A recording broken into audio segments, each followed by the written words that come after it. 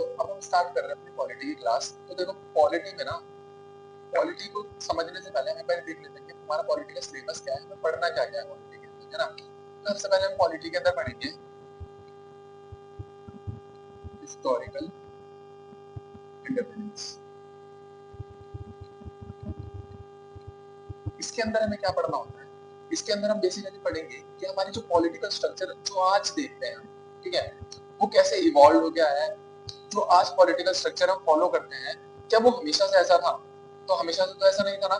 तो एक political structure जो है हमारा, ये बहुत बड़ी प्रोसेस से होकर के आज जो पॉलिटिकल स्ट्रक्चर देखते हैं वो वैसे इवॉल्व हुआ है। तो वही सब हमें इस चैप्टर में देखना है, ठीक है, हिस्टोरिकल इंडिपेंडेंस के अंदर।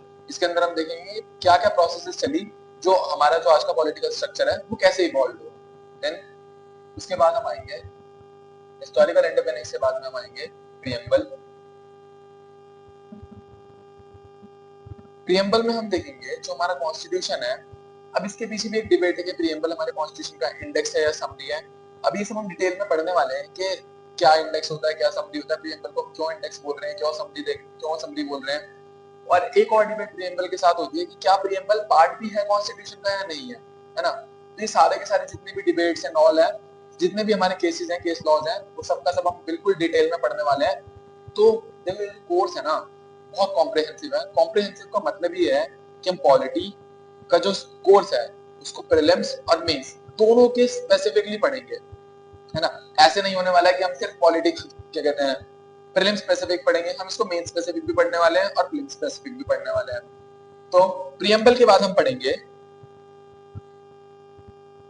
Union and it's territories.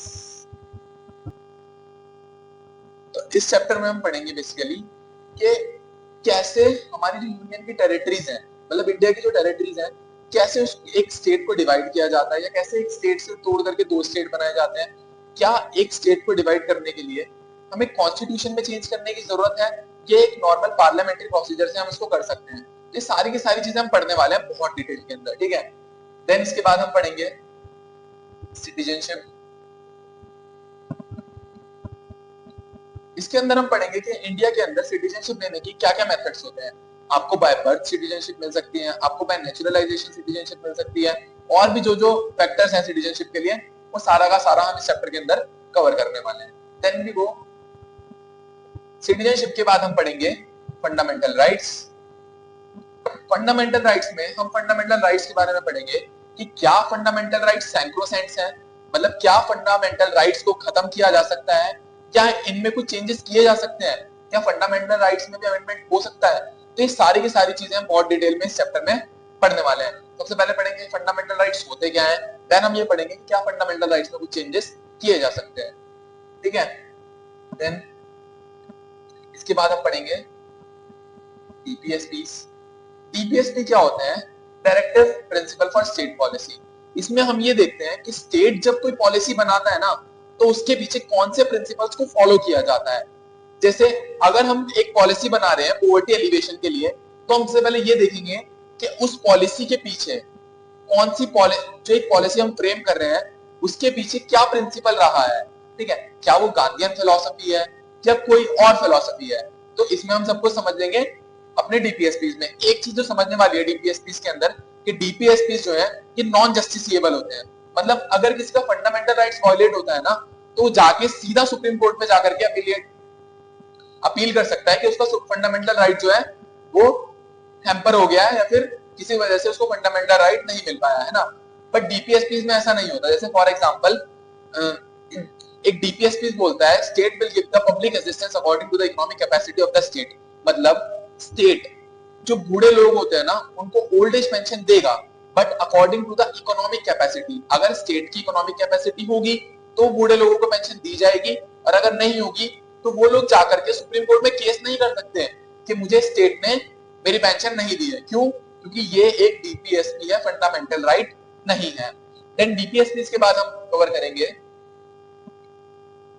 Fundamental duties. Fundamental duties हमारे कॉन्स्टिट्यूशन में ओरिजिनली हुआ नहीं करती थी, इसको ऐड कराया मैडम इंदिरा गांधी जी ने। ठीक है। तो फंडामेंटल ड्यूटीज, उनका मानना ये था कि जो सिटीजन्स होते हैं ना, उनको अपने फंडामेंटल राइट्स तो बहुत अच्छे से याद होते हैं, तो वो अपनी फंडामेंटल ड्यूटीज को क्यों भूल जाते हैं। तो उनका मानना यह था कि एक सिटीजन को फंडामेंटल राइट्स के साथ साथ में अपनी फंडामेंटल ड्यूटीज भी याद करनी चाहिए। ठीक है। देन वी गो, फिर हम पढ़ेंगे union legislature and union executive.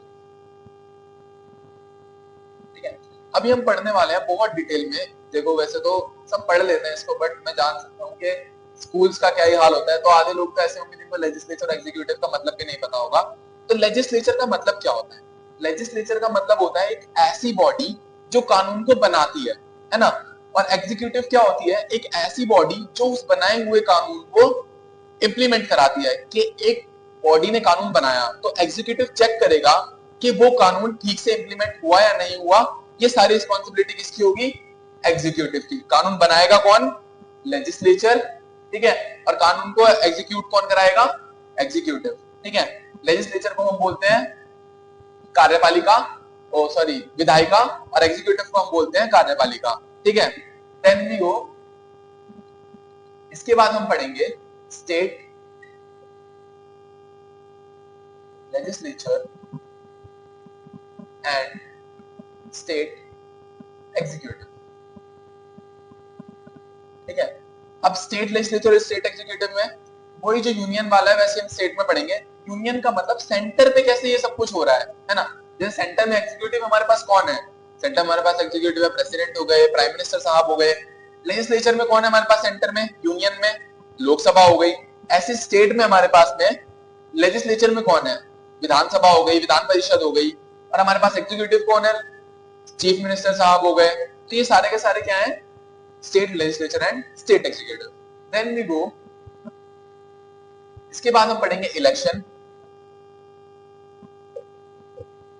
कि इंडिया के अंदर क्या इलेक्शन का प्रोसीजर होता है, एक इलेक्शन कैसे कराया जाता है, कौन सी बॉडी होती है जो इलेक्शन के पीछे रिस्पॉन्सिबल होती है, और कुछ स्पेसिफिक इलेक्शंस के बारे में भी पढ़ेंगे जो हमारे इंडिया के अंदर कंडक्ट किए जाते हैं, है ना। देन इसके बाद हम पढ़ेंगे इमरजेंसी प्रोविजंस।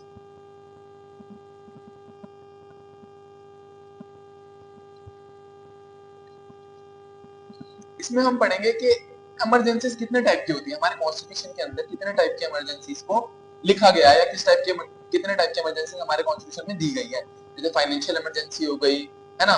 तो वो सारी की सारी चीजें हम इसमें कवर कर लेंगे। फिर हमारे कुछ मिसलेनियस टॉपिक्स होंगे वो हम यहाँ पर कवर कर लेंगे, है ना। इसी के अंदर ही हम अपना जुडिशरी कंप्लीट कर लेंगे। जुडिशरी के अंदर भी हम देखेंगे कि हमारी जुडिशरी कैसे और जो जुडिशरी है और कंट्रीज की उनसे कैसे डिफरेंशिएटेड है। हमारी जुडिशरी एक इंटीग्रेटेड जुडिशरी है। हमारे यहाँ सुप्रीम कोर्ट और हाई कोर्ट तो है, बट हाई कोर्ट जो होता है ना वो कभी भी सुप्रीम कोर्ट का सबऑर्डिनेट नहीं है ना। सबऑर्डिनेट का मतलब होता है कि एक डोमिनेंट और एक रेसेसिव। हाई कोर्ट के बाद अगर आपका कोई केस हाई कोर्ट में सॉल्व नहीं होता तो आप सुप्रीम कोर्ट में जा सकते हैं, बट इसका मतलब कभी भी ये नहीं होता कि हाई कोर्ट जो है वो सबऑर्डिनेट है सुप्रीम कोर्ट का। ठीक है। आप इसको नोट कर लीजिए अगर कर रहे हैं तो, या पॉज करके नोट कर लेना। ठीक है। तो अब हम अपने मेन टॉपिक पर आते हैं।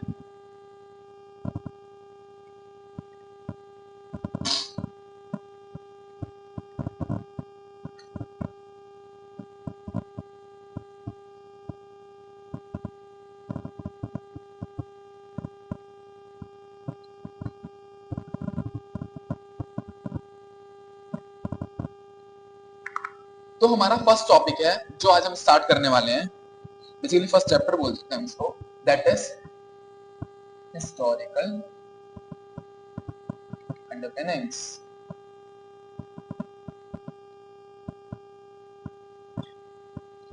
है ना। ये हमारा फर्स्ट चैप्टर है जो आज हम पढ़ने वाले हैं। देखो हिस्टोरिकल अंडरपिनिंग्स में हमें मोटा मोटा क्या पढ़ना है? हमें इसके अंदर ये पढ़ना है कि हमारा जो आज का पॉलिटिकल स्ट्रक्चर है ना वो कैसे डेवलप हुआ है। इसके अंदर मेन सा फैक्ट में नहीं जाने वाले कि किसने इंडिया पे आकर के कैसे सारा का सारा इवोल्यूशन हुआ, उन सब चीजों का वो सब हिस्ट्री का पार्ट है। वो डेट वेट जो भी है सारा का सारा वो सारा का सारा हिस्ट्री का पार्ट है। वो हमें पॉलिटी में नहीं पढ़ना। पॉलिटी में हमें ये पढ़ना है कि जो हमारा पॉलिटिकल स्ट्रक्चर आज है ना वो डेवलप कैसे हुआ है, वो एक बहुत ही बड़े स्ट्रगल के बाद में हमारा जो पॉलिटिकल स्ट्रक्चर है वो इवॉल्व होके आज ऐसा है जैसा हम देख पा रहे हैं, है ना। तो हम स्टार्ट करते हैं सबसे पहले हम ये जानते हैं कि 1600 में, अप्रॉक्स 1600 की बात है, इंडिया के अंदर ईस्ट इंडिया कंपनी का राइवल होता है। ईस्ट इंडिया कंपनी इंडिया में आती है ना। फिर ये लोग आए तो एज अ ट्रेडर थे, पर माय पॉइंट इज दैट क्या ये सिर्फ ट्रेडर थे? Are they only traders? क्या ये लोग सिर्फ ट्रेडर थे? तो इसका जवाब हम ऐसे समझ लेते हैं, हम इस चीज की फैक्ट को डिनाई नहीं कर सकते कि East India Company as a trader आई थी, बट हम इस फैक्ट को भी एक्सेप्ट नहीं कर सकते ये सिर्फ ट्रेडर थे, है ना। तो इसको समझने के लिए हम ऐसे समझते हैं, जब ईस्ट इंडिया कंपनी इंडिया के अंदर आई तो ईस्ट इंडिया कंपनी जो थी वो क्राउन से लेकर आई थी चार्टर, है ना। ये ईस्ट इंडिया कंपनी क्या थी? क्राउन से लेकर के आई थी चार्टर। अब इस चार्टर में कुछ ऐसे पॉइंट थे जो ईस्ट इंडिया कंपनी को एक नॉर्मल कंपनी से तो अलग बनाती थी, बहुत ज्यादा अलग बनाती थी। तो ये पॉइंट क्या थे? चार्टर में इनको दी गई थी मोनोपोली, है ना। मोनोपोली क्या होता है? इस मोनोपोली का मतलब ये था कि अब ब्रिटेन से इंडिया में ईस्ट इंडिया कंपनी के अलावा कोई और ट्रेड करने नहीं जाएगा। तो ये मोनोपोली दी गई थी ईस्ट इंडिया कंपनी को। देन इनको कुछ एक्सक्लूसिव राइट्स दिए गए थे। इनको कुछ एक्सक्लूसिव राइट्स दिए गए थे। इस राइट में था कि ये लोग एग्रीमेंट साइन कर सकते हैं, ट्रीटी साइन कर सकते हैं, मिलिट्री रख सकते हैं, है ना। अब मेरा सवाल इतना है सर, अगर किसी कंपनी को इतने सारे राइट्स दिए जा रहे हैं तो क्या वो सिर्फ एक मेयरली कंपनी है? तो ऐसा तो हो नहीं सकता ना कि एक कंपनी को आप आर्मी रखने अलाउ कर दे, एग्रीमेंट साइन करना अलाउ कर दे, ट्रीटी साइन करना अलाउ कर दे हमारे लोकल रूलर्स के साथ में, है ना। ऐसा एक नॉर्मल कंपनी को नहीं किया जा सकता ना। आप इसका एग्जांपल के लिए ऐसे समझिए कि मोदी जी अंबानी जी को कहें कि आप जाकर के यूएसए में जो वहां के प्रेसिडेंट है, वहां की जो भी गवर्नमेंट है, उनके साथ में ट्रीटी साइन कर सकते हैं। अगर वो आपकी बात नहीं मानते तो आप इंडियन आर्मी ले जाकर के उन पे हमला करवा दो। तो क्या ऐसा हो सकता है पॉसिबल कि एक प्राइवेट कंपनी को इतने सारे राइट दिए जा सके? है ना, ऐसा नहीं हो सकता ना। इसका मतलब ये था कि ईस्ट इंडिया कंपनी जब डे वन से इंडिया के अंदर एंटर हुई, वो पहले दिन से एक पॉलिटिकल एंटिटी थी, है ना, क्योंकि उसके पीछे इतने सारे उसको राइट्स दिए गए थे। अब ऐसा दिया क्यों गया था? तो उस टाइम पर एक पॉलिसी थी जो बहुत ज्यादा इनफेमस थी। वो पॉलिसी थी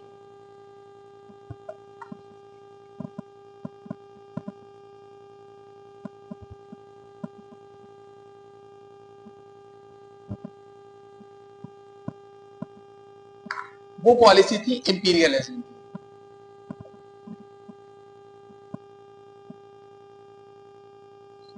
अब ये इंपीरियलिज्म होता क्या है? तो इंपीरियलिज्म समझने के लिए हम समझते हैं सबसे पहले इंपीरियलिज्म में क्या होता है। एक कंट्री जो बहुत ज्यादा स्ट्रांग है वो अपने से रिलेटिवली लेस स्ट्रांग कंट्री पे डोमिनेशन करती है ना। अब ये डोमिनेशन होता कैसा है? ये डोमिनेशन होता है पॉलिटिकल एंड लीगल। फोर्सफुल नहीं होता, पॉलिटिकल एंड लीगल होता है ना। स्ट्रांग कंट्री जो होती है वो डोमिनेशन करती है over a less strong country,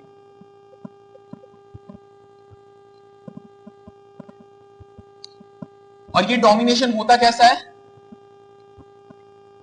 political plus legal, ठीक है।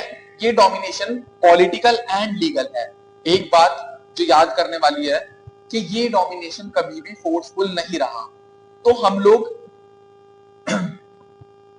कॉलोनी तो थे हम ब्रिटिश की, पर हम कभी भी ब्रिटिश की स्लेव कंट्री नहीं रहे, है ना। हम हमेशा क्या रहे? कॉलोनी रहे, स्लेव नहीं रहे। क्यों? क्योंकि हम पे कैसे डोमिनेशन किया गया था? पॉलिटिकल एंड लीगल, ठीक है। ये समझने वाला था कि इंपीरियलिज्म होता क्या है। इंपीरियलिज्म क्या होता है? जब एक स्ट्रॉन्ग कंट्री एक वीक कंट्री के ऊपर डोमिनेशन करती है। और कैसा डोमिनेशन? पॉलिटिकल प्लस लीगल, कानूनी रूप से जब डोमिनेशन होगा। डोमिनेशन समझते हो?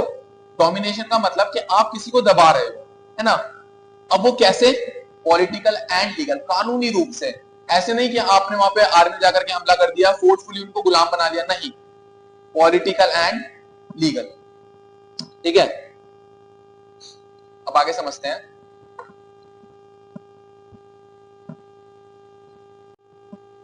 तो हमारे इंडियन हिस्ट्री में कुछ ऐसे फैक्टर्स रहे जिसमें ईस्ट इंडिया कंपनी को हेल्प करी इंडिया के अंदर ग्रोथ करने में। तो पहला जो रीजन रहा वो था 1739 का बैटल ऑफ करनाल,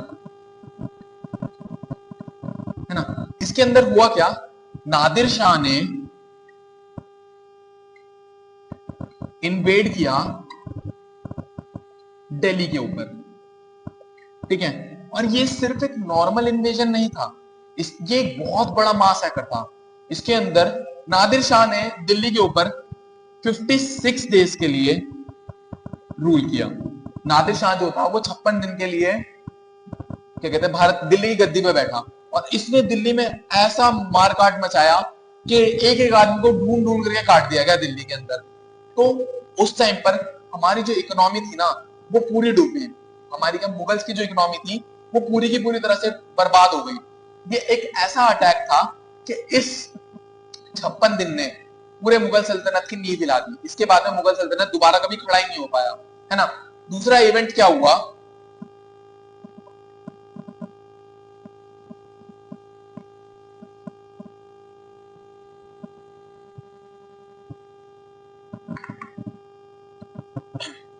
मुगल्स के वीक होने की वजह से जो और स्टेट्स थे ना इंडिया के अंदर वो भी थोड़ा इंडिपेंडेंट होना स्टार्ट हो गए। क्यों? क्योंकि उनके ऊपर एक स्ट्रॉन्ग अथॉरिटी नहीं बची जो उनको होल्ड करके रखे।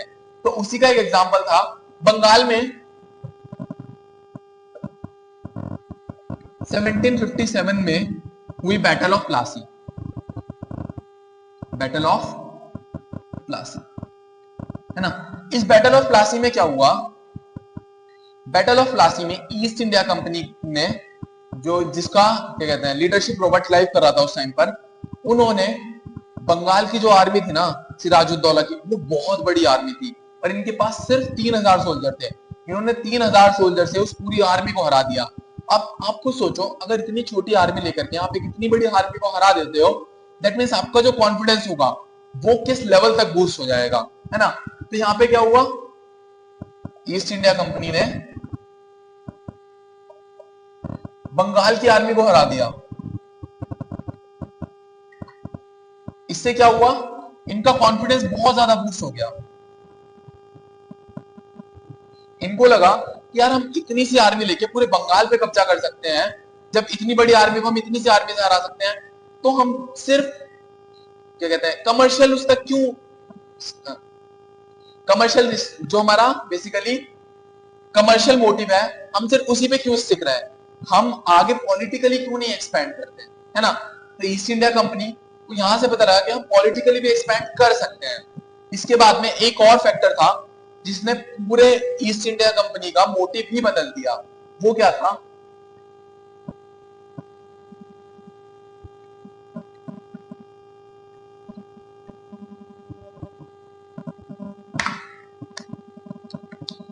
वो था 1764 का बैटल ऑफ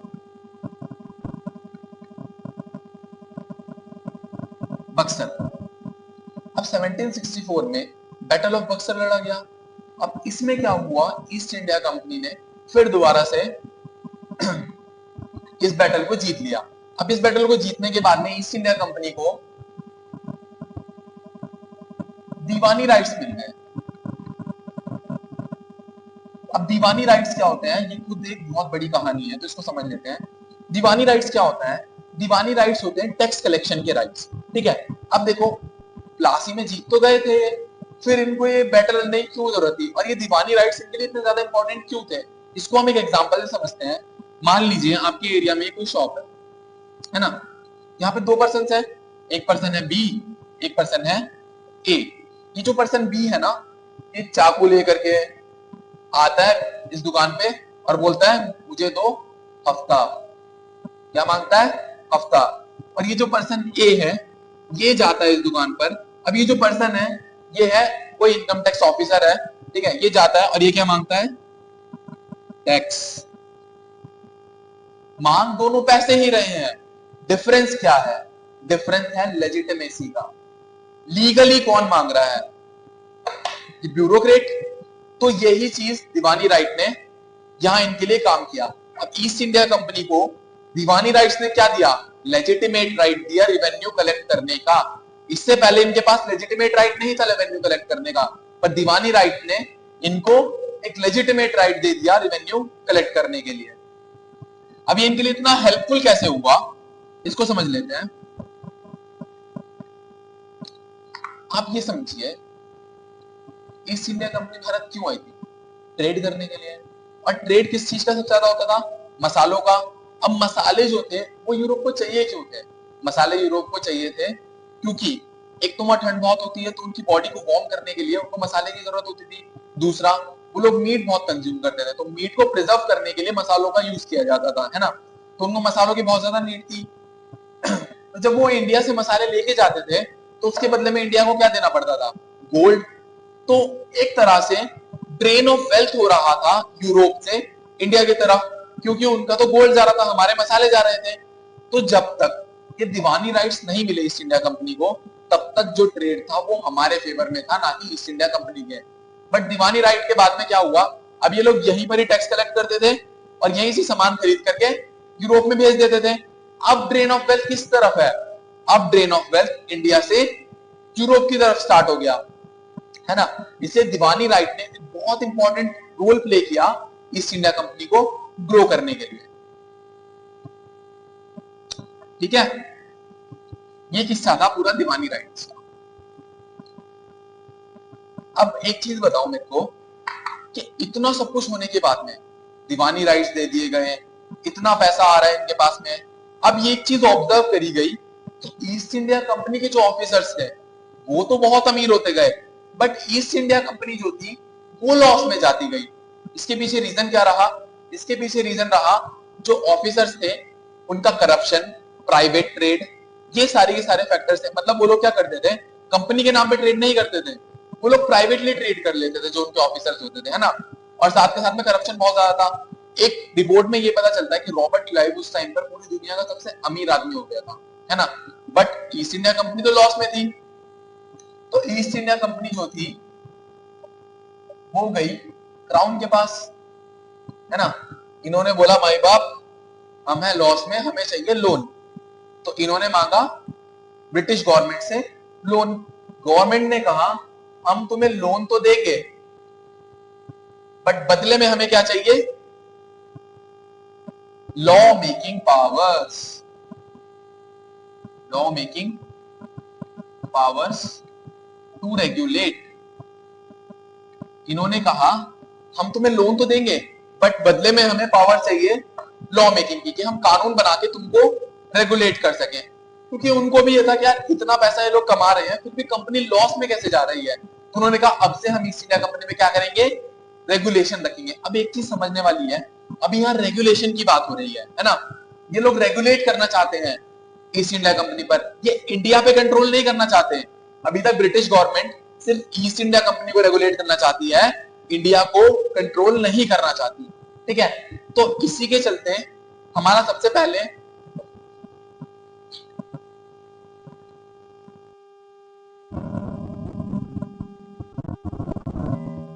तो इन्हीं लॉ मेकिंग पावर्स के अंडर में सबसे पहले कुछ रेगुलेटिंग एक्ट्स आएंगे जो ईस्ट इंडिया कंपनी को रेगुलेट करने के पर्पस से आएंगे। तो पहला जो रेगुलेटिंग एक्ट आता है वो होता है 1776 का 1773 का एक्ट, 1773 का रेगुलेटिंग एक्ट, है ना। इसके बाद सीरीज से हर 20 साल में एक रेगुलेटिंग एक्ट आना था। ठीक है, तो पहले समझते हैं कि 1773 के एक्ट के अंदर क्या क्या चीजें बोली गई। तो 1773 के अंदर ये कहा गया, मान लीजिए ये इंडिया है ना, ठीक है। 1773 के एक्ट से पहले इंडिया के अंदर 3 पावर जोन हुआ करते थे, 3 पावर जोन थे, ठीक है। एक बंगाल, ठीक है, बॉम्बे, है ना, and last one is Madras. ये 3 पावर जोन्स थे, ठीक है। अब इनके अंदर एक गवर्नर बैठता था जो कंट्रोल करता था, है ना। यहां भी एक गवर्नर और यहां भी एक गवर्नर, ठीक है। अब इस गवर्नर के पास 2 तरह की शक्तियां हुआ करती थी, 2 तरह की पावर हुआ करती थी। कौन कौन सी? Executive and legislative. हम लोग ये जानते हैं कि एग्जीक्यूटिव क्या होता है और लेजिस्लेटिव क्या होता है, ये अभी हमने पढ़ लिया। ये दोनों, ये सारी पावर एग्जीक्यूटिव और लेजिस्लेटिव सबके पास थी। मद्रास के गवर्नर के पास भी थी, ठीक है, बॉम्बे के गवर्नर के पास भी थी। अब इस एक्ट में क्या कहा गया? 1773 के एक्ट में कहा गया कि जो लेजिस्लेटिव पावर बॉम्बे और मद्रास के गवर्नर की है ना, ये लेजिस्लेटिव पावर आप लोग देना स्टार्ट करो बंगाल को।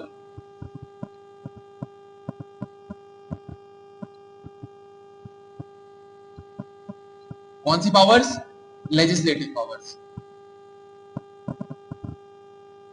एक चीज समझने वाली है, यहां सारी पावर्स दे नहीं दी गई, देना स्टार्ट हो गई, तो इसको हम बोल सकते हैं ये था हमारा फर्स्ट स्टेप टुवर्ड्स सेंट्रलाइजेशन। ये क्या था? First step toward centralisation. अब सेंट्रलाइजेशन क्या होता है और डिसेंट्रलाइजेशन क्या होता है, इसको समझते हैं। जब मान लीजिए ये जब सारी की सारी पावर सेंटर पे कंसंट्रेट कर दी जाए, तो ऐसी कंडीशन को क्या बोलते हैं? सेंट्रलाइजेशन। और जब सेंटर से पावर को डिल्यूट करा जाता है सब्सिडियरी स्टेट्स के पास में, तो ऐसी कंडीशन को क्या बोलते हैं? डिसेंट्रलाइजेशन। इसको हम आज का एग्जांपल लेके समझते हैं। मान लीजिए हमारा इंडिया है, अभी प्राइम मिनिस्टर साहब है ना, और हमारे जो स्टेट्स है वहां के चीफ मिनिस्टर साहब है। अब अगर प्राइम मिनिस्टर साहब सारे चीफ मिनिस्टर्स को ये बोले कि अब तुम्हारे पास में लॉ बनाने की, मतलब बेसिकली जो स्टेट्स की लेजिस्लेटिव असेंबलीज है, उनको बोला जाए कि अब तुम्हारे पास में कानून बनाने की शक्ति नहीं है, तुम्हारी सारी शक्ति खींच करके लोकसभा को दे दी जाती है कि अब से स्टेट के लिए कानून कोई भी विधानसभा नहीं बनाएगी, सारे स्टेट के लिए सारे कानून लोकसभा बनाएगी। तो जब शक्तियों को खींच लिया जाए, ठीक है, सेंटर की तरफ, तो ऐसी कंडीशन को हम क्या बोलते हैं? सेंट्रलाइजेशन। और जब इन शक्तियों को सेंटर से डिल्यूट किया जाए, बेसिकली दिया जाए स्टेट्स को, तो ऐसी कंडीशन को क्या बोलते हैं? डिसेंट्रलाइजेशन। अब यहां बताइए क्या हो रहा है? यहां इनकी शक्तियां खींच करके किसको दी जा रही है? बंगाल के गवर्नर को, है ना। तो अब सेंट्रलाइजेशन था फर्स्ट स्टेप। क्यों? क्योंकि स्टार्ट की गई है, सारी दी नहीं गई है, अभी देना चालू हो गया है ना। तो इसलिए अब जो गवर्नर ऑफ बंगाल था,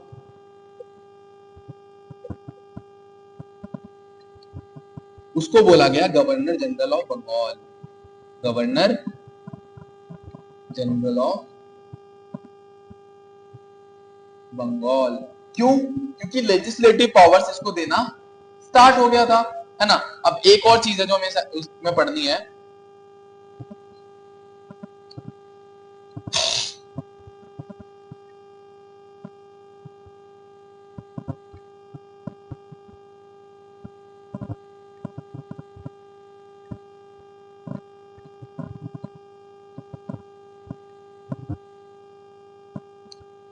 इसी एक्ट के अंदर कहा गया एक 4 मेंबर की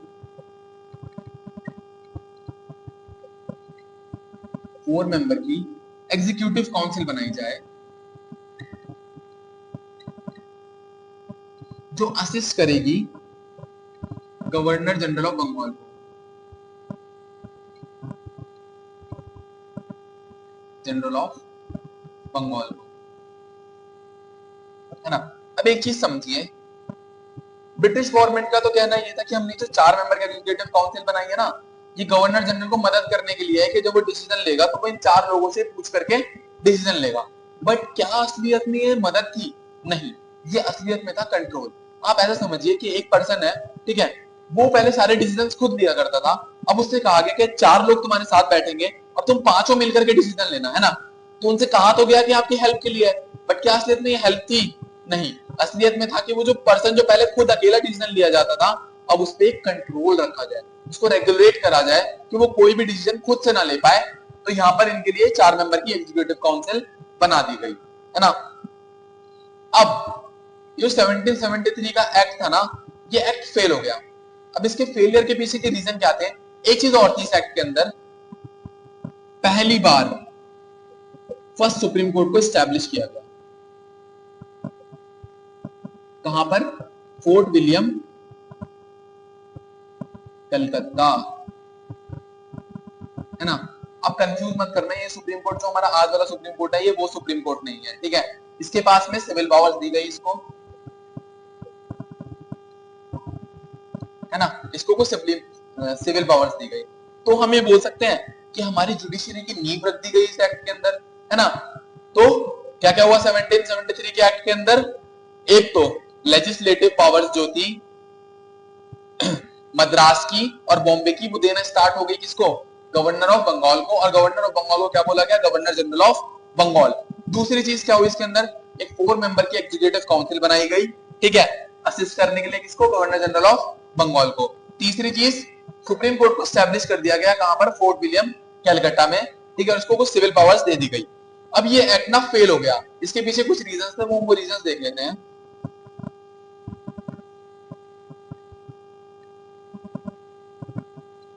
तो 1773 के एक्ट के फेल होने के रीजंस क्या थे? रीजंस ऑफ फेलियर,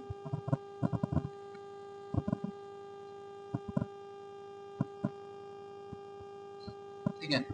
पहला रीजन था फेलियर का, tussle between governor general of Bengal versus 4 member council. देखो, नोट्स ना आपको हिंदी में दे दिए जाएंगे, जो हिंदी मीडियम वाले हैं, जो इंग्लिश मीडियम वाले हैं उनको इंग्लिश में प्रॉपर नोट्स दे दिए जाएंगे। मेरा ये स्क्रिबल करने का बस इतना मकसद है कि आप क्लास में कुछ ना कुछ शॉर्ट नोट्स बना के जाएं, बाकी आपके बनाए हुए नोट्स आपके लिए बेस्ट होते हैं, है ना। तो गवर्नर जनरल ऑफ बंगाल और 4 मेंबर की जो एग्जीक्यूटिव काउंसिल थी, इनके बीच में टसल चलती रहती थी। गवर्नर जनरल जो है वो इनके मेंबर्स की बात नहीं मानता था, मेंबर जो थे वो गवर्नर जनरल की बात नहीं मानते थे। दूसरा, supreme court versus governor general of Bengal, ये governor general council, in council, जो गवर्नर जनरल की काउंसिल थी उसकी सुप्रीम कोर्ट के साथ में भी टसल चलती रहती थी। क्यों? क्योंकि सुप्रीम कोर्ट को भी सिविल राइट्स थे और इस काउंसिल को भी सिविल राइट्स थे, तो इनके बीच में भी टसल चलती रहती थी। तीसरा, ये जो गवर्नर जनरल ऑफ बंगाल था versus governor of Madras and Bombay, है ना, इनके बीच में भी टसल चलता रहता था। गवर्नर जनरल ऑफ बंगाल की बात मद्रास और बॉम्बे वाले मानते नहीं थे, क्योंकि जब इनकी power, legislative power governor general of Bengal को देनी स्टार्ट हुई, ठीक है, तो इन्होंने ये अर्जेंसी का बहाना लेके बोल देते कि सर इतना आपका ऑर्डर आता है, इतने तो हमने कंडीशन सॉल्व कर दी, है ना, क्योंकि कंडीशन बहुत अर्जेंट थी। तो ये कुछ टसल्स थी जिसकी वजह से हमारा 1773 का एक्ट फेल हो गया, ठीक है। तो 1773 के एक्ट में हमने एक चीज पढ़ी कि 4 मेंबर की ना गवर्नर जनरल इन काउंसिल बनी थी।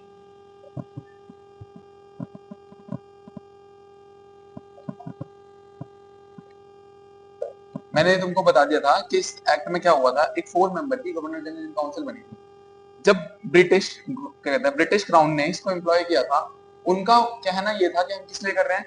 असिस्टेंस के लिए, कि जो गवर्नर जनरल है, गवर्नर जनरल ऑफ बंगाल है, उसको असिस्टेंस मिलेगा कि वो जब डिसीजन लेना तो वो ऐसा डिसीजन हो जिसमें 4 लोग उसको हेल्प करें वो डिसीजन लेने के लिए, ठीक है।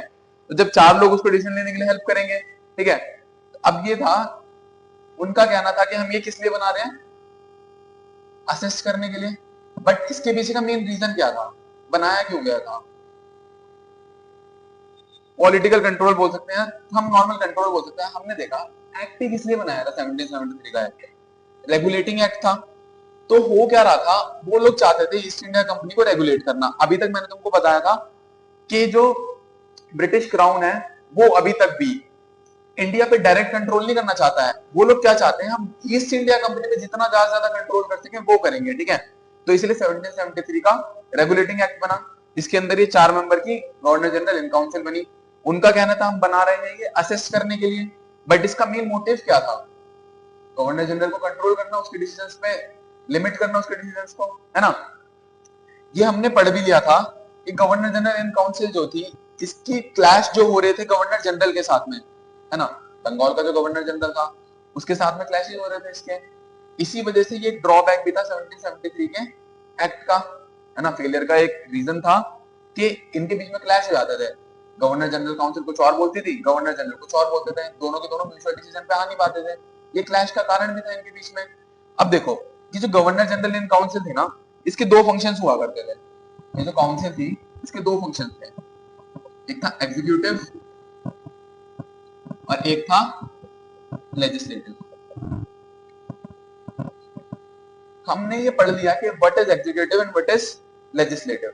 एग्जीक्यूटिव क्या होता है, जब भी कोई लॉ बनता है तो एग्जीक्यूटिव क्या क्या काम होता है, उस लॉ को इंप्लीमेंट कराना, है ना। लेजिस्लेचर का क्या काम होता है, लॉ को बनाना। अभी तक ना इनके अंदर एक क्लियर सेपरेशन ऑफ पावर था नहीं कि क्या कहते हैं, क्या एग्जीक्यूटिव फंक्शंस हैं और क्या लेजिस्लेटिव फंक्शंस हैं। दोनों फंक्शंस कौन कर रहे हैं, गवर्नर जनरल इन काउंसिल। अब इसमें एक चीज समझने वाली है, देखो ये जो काउंसिल था ना, इसका प्राइमरी फंक्शन क्या था, एग्जीक्यूटिव। ये क्या था, प्राइमरी फंक्शन। लेजिस्लेटिव क्या था इसका, सेकेंडरी फंक्शन था। अब प्राइमरी और सेकेंडरी फंक्शन होता क्या है वो समझते हैं। हमें पता है सचिन तेंदुलकर बैटिंग करता है ना, वो इस चीज के लिए फेमस है, वो बैटिंग करता है। पर क्या सचिन तेंदुलकर सिर्फ बैटिंग करता है, बॉलिंग भी करता है सचिन तेंदुलकर, है ना, बॉलिंग भी करता है सचिन तेंदुलकर। पर वो फेमस किस चीज के लिए है, उसका प्राइमरी फंक्शन क्या है सचिन तेंदुलकर का, बैटिंग उसका प्राइमरी फंक्शन है। तो ऐसी ये जो एग्जीक्यूटिव काउंसिल थी, ठीक है, इसका प्राइमरी फंक्शन तो एग्जीक्यूटिव था, बट ये सेकेंडरी फंक्शन लेजिस्लेटिव फंक्शंस भी परफॉर्म करती थी। ये लॉज बनाती भी थी और उसको इंप्लीमेंट भी करती थी। अब इसमें समझने वाली बात क्या है, आज के डे में अगर हम देखें हमारा जो पॉलिटिकल स्ट्रक्चर है, मोदी जी क्या है, एग्जीक्यूटिव में लेजिस्लेटिव, मोदी जी क्या है, एग्जीक्यूटिव में लेजिस्लेटिव, एग्जीक्यूटिव है, ठीक है। लोकसभा क्या है, लेजिस्लेचर है। अभी ये मेरे को ये बताओ कि मोदी जी लोकसभा को आंसरेबल है या लोकसभा मोदी जी को आंसरेबल है। आंसरेबिलिटी का मतलब समझते हो, आंसरेबिलिटी का मतलब जवाबदायक, ठीक है। तुम कोई काम कर रहे हो, अगर तुम मेरे से आंसरेबल हो ना, तो तुम मुझे आगे बताओगे तुमने वो काम क्यों किया और कैसे किया, है ना। तो आज के टाइम में क्या है, मोदी जी एक एग्जीक्यूटिव है और वो आंसरेबल है किसको, लेजिस्लेचर को। उनको हर चीज लेजिस्लेचर को बतानी पड़ेगी कि उन्होंने कोई भी कानून क्यों इंप्लीमेंट कराया, क्या उसके पीछे रीजन था। तो वो सारा का सारा क्या है, executive is responsible to the legislature. ये कब की बात कर रहा हूं मैं, आज की। ये भी हमें देखने को मिल रहा है ना कि मोदी जी जो है वो आंसरेबल है लोकसभा को। उस टाइम पर क्या था, जो लेजिस्लेटिव बॉडी थी ना, वो आंसरेबल हुआ करती थी एग्जीक्यूटिव को। मतलब ये जो लेजिस्लेटिव बॉडी है ये आंसरेबल है एग्जीक्यूटिव को। मतलब यहां पे सुप्रीम पावर्स किसके पास है, एग्जीक्यूटिव के पास में। अगर एग्जीक्यूटिव ने कोई डिसीजन को मना कर दिया, ठीक है, उसके पास क्या है, पावर ऑफ नेगेशन। नेगेशन का मतलब क्या होता है, ना करने की शक्ति। लेजिस्लेचर ने कोई लॉ बनाया, ठीक है, तो अब एग्जीक्यूटिव के पास पावर ऑफ नेगेशन है कि वो उस लॉ को मना कर सकती है कि नहीं ये लॉ लागू नहीं होगा। क्या आज के टाइम में ऐसा हो सकता है कि लोकसभा में कोई लॉ पास हो गया, मोदी जी कहते हैं नहीं ये लॉ तो पास नहीं होगा, ऐसा हो सकता है, नहीं हो सकता। तो ये सारा का सारा खेल ही किस चीज का है, यहां पर सुप्रीम कौन है, एग्जीक्यूटिव और लेजिस्लेचर। एग्जीक्यूटिव सुप्रीम है, ठीक है, और सेकेंडरी कौन है, लेजिस्लेचर। तो एक चीज समझो कि हम लोग कैसे एक शिफ्ट आया, एक पैराडाइम शिफ्ट आया कि हम लेजिस्लेटिव आंसरेबिलिटी से ट्रांसफॉर्म हो गए एग्जीक्यूटिव आंसरेबिलिटी पे। पहले लेजिस्लेटिव उत्तरदायी था, अब कौन उत्तरदायी है? एग्जीक्यूटिव। तो ये पूरा फंक्शन जो हमें पॉलिटिकल फंक्शन पढ़ना है ना, ये हिस्टोरिकल अंडरपिनिंग्स, ये पूरा चैप्टर ही यही है कि कैसे हम legislature is answerable to the executive से टर्न हुए executive is answerable to the legislature पे, है ना। ये पूरा शिफ्ट हुआ है, कैसे कैसे शिफ्ट हुआ है वो हम अभी पढ़ेंगे पूरा का पूरा, कि कैसे पहले लेजिस्लेचर जो था वो आंसरेबल था एग्जीक्यूटिव को, एग्जीक्यूटिव सुप्रीम था। अब क्या हो गया, एग्जीक्यूटिव आंसरेबल है लेजिस्लेचर को। ठीक है, इसको उतार लो पहले।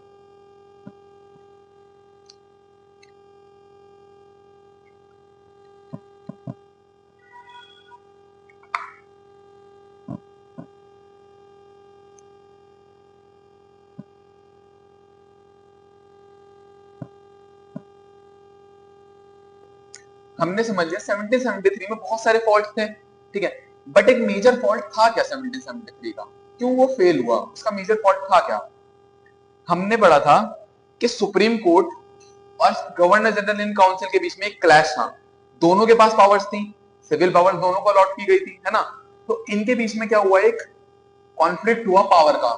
इसका सबसे बड़ा ड्रॉबैक क्या था कि सुप्रीम कोर्ट और गवर्नर जनरल काउंसिल के बीच में एक पावर कॉन्फ्लिक्ट था, दोनों के पास सिविल पावर्स थी, ठीक है, सिविल पावर्स दोनों के पास थी, तो इनके बीच में कॉन्फ्लिक्ट क्रिएट हुआ कि उस पावर को कौन प्रैक्टिस करे, है ना। तो इसका सॉल्यूशन निकला क्या, इसका सॉल्यूशन था 1781 का अमेंडमेंट एक्ट, ठीक है। इसके अंदर क्या कहा गया, इसके अंदर कहा गया कि जो सुप्रीम कोर्ट और गवर्नर जनरल इन काउंसिल है ना, इनकी पावर्स को सेपरेट कर देते हैं। इसमें क्या कहा गया, सेपरेशन ऑफ पावर। हालांकि ये पूरी तरह से सेपरेशन ऑफ पावर नहीं था, ये पार्शियल सेपरेशन ऑफ पावर था। इसमें हमने दो पावर को सेपरेट किया, कौन कौन सी, एक तो executive and second one is judiciary. ऐसा क्यों हुआ, क्या समझो, एग्जीक्यूटिव पावर किसके पास है, ज्यादातर एग्जीक्यूटिव पावर किसके पास है, गवर्नर जनरल इन काउंसिल के पास में। जुडिशरी पावर किसके पास होती है, सुप्रीम कोर्ट के पास में। उन्होंने ये नहीं कहा कि एग्जीक्यूटिव और जुडिशरी की पावर को हम अलग अलग कर रहे हैं, उन्होंने कहा हम सुप्रीम कोर्ट की पावर्स को और गवर्नर जनरल इन काउंसिल की पावर्स को अलग अलग कर रहे हैं। इनडायरेक्टली हुआ क्या, एग्जीक्यूटिव और जुडिशरी को हमने अलग अलग कर दिया।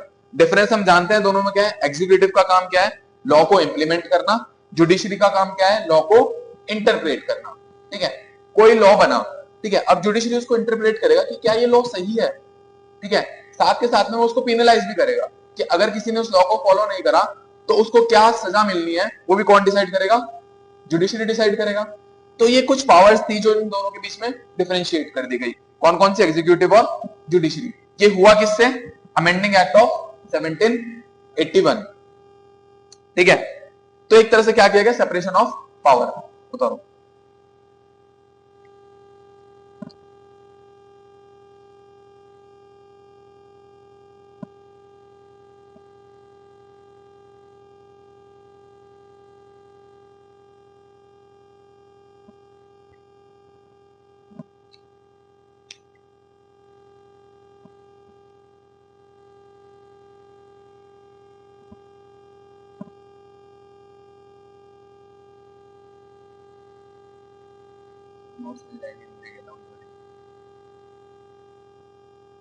वैसे कुछ ऐसे इंग्लिश की लैंग्वेज तो नहीं लिखी है, बस नाम ही लिखे हैं, वो तो तुम वैसे भी अगर आंसर लिखोगे तो उसमें तो समझ नहीं आएगा, लिखना ही पड़ेगा।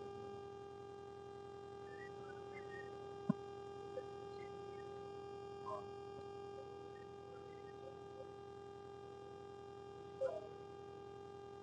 ऐसे ही लिखता है तो, अगर उसमें भी लिखोगे मीन्स में भी तो सारे वर्ड तुम्हें इसमें नहीं लिखने होते हैं। हिंदी मीडियम के जो बच्चा आंसर लिखते हैं सारे हिंदी में नहीं लिखते हो, या तो ऐसा करते हैं स्क्रिप्ट जो है देवनागरी रख लेते हैं, लैंग्वेज इंग्लिश ही रखते हैं, है ना। अब अमेंडमेंट एक्ट तो अमेंडमेंट एक्ट लिख देते होंगे देवनागरी के अंदर, अब जरूरी थोड़ी है संशोधन अधिनियम लिखे, वो तो उनपे होता है कि कैसे लिखते हैं, क्योंकि एग्जामिनर भी यार ऐसा नहीं है कि एग्जामिनर वहाँ सारे सारे हिंदी मीडियम के क्वालिफाइड प्रोफेसर बैठे हैं, वहाँ मैक्सिमम जो है वो इंग्लिश मीडियम में क्वालिफाइड प्रोफेसर है,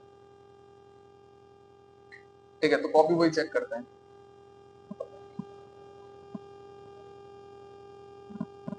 ऐसे ही होता है भाई कॉलेज में।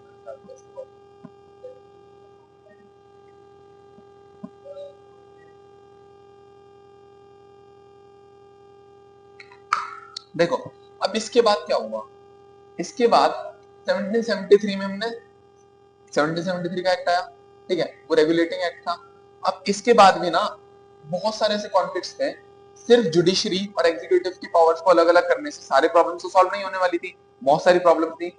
हमने देखा था कि गवर्नर जनरल जो था और गवर्नर जनरल की जो काउंसिल थी, उन दोनों के बीच में कॉन्फ्लिक्ट होता रहता था। जो गवर्नर जनरल ऑफ बंगाल था और बाकी जो गवर्नर्स थे और सब क्या कहते हैं प्रिंसली स्टेट्स के, उनके बीच में, सॉरी जितने भी स्टेट्स थे उनका जो गवर्नर था उनके बीच में कॉन्फ्लिक्ट होता रहता था। ऐसा देखा गया कि कहा गया था कि सारी लेजिस्लेटिव पावर कॉन्सेंट्रेट कर दी गई थी, स्टार्ट कर दी गई थी कॉन्सेंट्रेट करना किसके अंदर, गवर्नर जनरल ऑफ बंगाल के अंदर। बट जो गवर्नर ऑफ क्या कहते हैं मद्रास हो गया, ठीक है, गवर्नर ऑफ मुंबई हो गया, ये लोग बात भी नहीं मानते थे इसकी, इतने में उस तक ऑर्डर जाता था, इतने में ये लोग एक्शन इंप्लीमेंट कर देते थे, तो इनके बीच में भी कॉन्फ्लिक्ट था। तो सारे कॉन्फ्लिक्ट इस अमेंडिंग एक्ट से सॉल्व नहीं हुए। अगर हम सिर्फ जुडिशरी और एग्जीक्यूटिव को फंक्शंस को अलग कर दें तो और जो प्रॉब्लम थी 1773 में वो तो सॉल्व हुई नहीं। तो इसीलिए उस टाइम के जो प्राइम मिनिस्टर थे पिट्स द यंगर, उन्होंने एक एक्ट किया, that was Pitt's India act. कौन सा एक्ट था, पिट्स इंडिया एक्ट। ये कब आया, 1784 में। ये डेट्स वेट सब याद करने की कोई जरूरत नहीं है, मतलब ऑब्वियसली बात है, जब हिस्ट्री में पढ़ोगे तो तुम्हें सब याद हो जाएगा। अभी हमें सिर्फ पॉलिटिकल स्ट्रक्चर पढ़ना है कि हम पढ़ क्या रहे हैं, क्या, हाँ सब पढ़ना है। अभी ये जो पॉलिटिकल हमारे लिए इंपॉर्टेंट है ना पॉलिटिकली, कि क्या पॉलिटिकल चेंजेस आए। मैं तो ये बोलता हूँ कि ये जो चैप्टर है ना हिस्टोरिकल इंडिपेंडेंस, ये चैप्टर हिस्टोरिकल इंडिपेंडेंस है भी नहीं, ये हिस्टोरी वाला पार्ट जो हिस्ट्री में पढ़ेंगे, इसमें हम बेसिकली ये पढ़ रहे हैं how the process of making law evolve, कैसे कानून बनाने की जो पावर है ना वो इवॉल्व हुई इंडिया के अंदर में। हमने अभी पढ़ा कि कैसे लेजिस्लेचर जो था वो आंसरेबल था एग्जीक्यूटिव को, अब क्या है, एग्जीक्यूटिव आंसर है लेजिस्लेचर को। एक ये पॉलिटिकल चेंज आया, ठीक है। दूसरा पॉलिटिकल चेंज क्या था, पहले क्या था, हमने स्टार्टिंग में पढ़ा, जो ब्रिटिश गवर्नमेंट थी वो क्या चाहती थी, सेंट्रलाइजेशन, ठीक है। फिर डिसेंट्रलाइजेशन हुआ, एक फेज है, पहले सेंट्रलाइजेशन चलेगा, फिर डिसेंट्रलाइजेशन चलेगा, फिर सेंट्रलाइजेशन चलेगा। अभी कैसा स्ट्रक्चर है इंडिया के अंदर, क्या अभी हम सेंट्रलाइज हैं या अभी हम डिसेंट्रलाइज हैं, तुम बताओ। अभी हम ना पूरी तरह से सेंट्रलाइज है ना पूरी तरह से डिसेंट्रलाइज है, हम बेसिकली एक फेडरल स्ट्रक्चर है हमारा। हाँ फेडरल स्ट्रक्चर अब बताऊंगा क्या होता है। फेडरल स्ट्रक्चर तो है but with a unitary tilt, हम फेडरल हैं बट हम यूनिटरी ज्यादा टिल्ट है, हम सेंटर की तरफ थोड़ा सा टिल्ट है। ये जो टर्म है क्वासी फेडरल, ये केसी बैरन ने इंट्रोड्यूस कराई थी इंडिया के लिए। ऐसी कंट्री जो ना तो पूरी तरह से फेडरल है ना पूरी तरह से सेंट्रल है, ये है तो फेडरल कंट्री बट सेंटर की तरफ टिल्ट है, ऐसी कंट्री को बोला गया क्वासी फेडरल। अभी हम पढ़ेंगे इन डिटेल में सब कुछ। तो सबसे पहले ये देखते हैं पिट्स इंडिया एक्ट में हुआ क्या, ठीक है। तो जो प्रॉब्लम्स थी, अब पिट्स इंडिया एक्ट में ब्रिटिश गवर्नमेंट ने क्या बोल दिया, उन्होंने बोल दिया जो इंडिया में ईस्ट इंडिया कंपनी है ना वो ब्रिटिश पोजीशन पे काम करती है। किस पे काम करती है, इन्होंने क्या करा, डिक्लेयर पोजीशन। इसका मतलब क्या होता है, इसका मतलब यह है कि ईस्ट इंडिया कंपनी जितनी भी टेरिटरी यहाँ पे ऑक्यूपाई करेगी, ठीक है, इंडिया के अंदर ईस्ट इंडिया कंपनी जितनी भी टेरिटरी ऑक्यूपाई करेगी, जितने भी एसेट्स क्रिएट करेगी, वो सारे के सारे पोजेशन है ब्रिटिश गवर्नमेंट के, ठीक है। मतलब है वो ब्रिटिश गवर्नमेंट की, बस जो ईस्ट इंडिया कंपनी है वो उनकी केयर टेकर है। क्या है, केयर टेकर। वो एसेट और जो वो लैंड जितना भी एक्वायर कर रहे हैं वो सारा का सारा किसके नाम पे कर रहे हैं, British government. East India company सिर्फ केयर टेकर है, ये कहा गया पिट्स इंडिया एक्ट के अंदर, ठीक है। तो यहां पहली बारी हमने क्या वर्ड यूज किया, पोजेशन। ये फर्स्ट टाइम था किसी एक्ट में जब पोजेशन वर्ड का यूज किया गया। इससे पहले तक रेगुलेटिंग एक्ट्स थे, ठीक है, 1773 का रेगुलेटिंग एक्ट था। तब हम क्या चाह रहे थे, हम चाह रहे थे कि हम सिर्फ ईस्ट इंडिया कंपनी को रेगुलेट करें, हमने ये नहीं चाहा कि हम कंट्रोल करें। सिर्फ रेगुलेशन था, कंट्रोल नहीं था। बट जब उन्होंने देखा कि प्रॉब्लम तो सॉल्व हो ही नहीं रही है 1773 के एक्ट के बाद में, तब उन्होंने कहा कि अब से हम डिक्लेयर करते हैं ईस्ट इंडिया कंपनी जो है हमारी पोजेशन है, वो इंडिया के अंदर जो भी टेरिटरी होल्ड करेगी, जो भी एसेट्स क्रिएट करेगी, वो किसके नाम पे क्रिएट करेगी, ब्रिटिश गवर्नमेंट के नाम पे क्रिएट करेगी, ठीक है। एक चीज तो डिक्लेयर कर दिया गया कि हम पोजेशन है। दूसरी चीज इसके अंदर क्या इंट्रोड्यूस कराई गई, इसके अंदर इंट्रोड्यूस कराया गया डबल गवर्नमेंट। ठीक है, अब डबल गवर्नमेंट का मतलब क्या होता है इसको समझते हैं। उन्होंने कहा हम जो ईस्ट इंडिया कंपनी है ना उसके दो फंक्शंस डिवाइड कर देते हैं। जो ईस्ट इंडिया कंपनी है इसके दो फंक्शंस डिवाइड करेंगे, तो उसके लिए दो बॉडीज बनाई गई। ठीक है, एक थी हमारी बोर्ड ऑफ कंट्रोल, ठीक है, और एक थी कोर्ट ऑफ डायरेक्टर्स। देखो ये कोर्ट ऑफ डायरेक्टर्स हम पहले भी पढ़ चुके हैं 1773 के एक्ट में कि एक बॉडी बनाई गई थी कोर्ट ऑफ डायरेक्टर्स। ठीक है, जो क्या करती थी जितने भी फाइनेंसेस इंडिया में हो रहे हैं उनका हिसाब देती थी किसको, क्राउन को, ब्रिटिश गवर्नमेंट को हिसाब देती थी। ठीक है, अब इन्होंने क्या कहा, अब इन्होंने एक क्लियर डिमार्केशन कर दिया ईस्ट इंडिया कंपनी की पावर्स में। पहले इसके पास में देखो ईस्ट इंडिया कंपनी के पास में दो तरह की पावर हुआ करती थी, कौन कौन सी, एक थी इसकी फाइनेंशियल पावर और commercial power.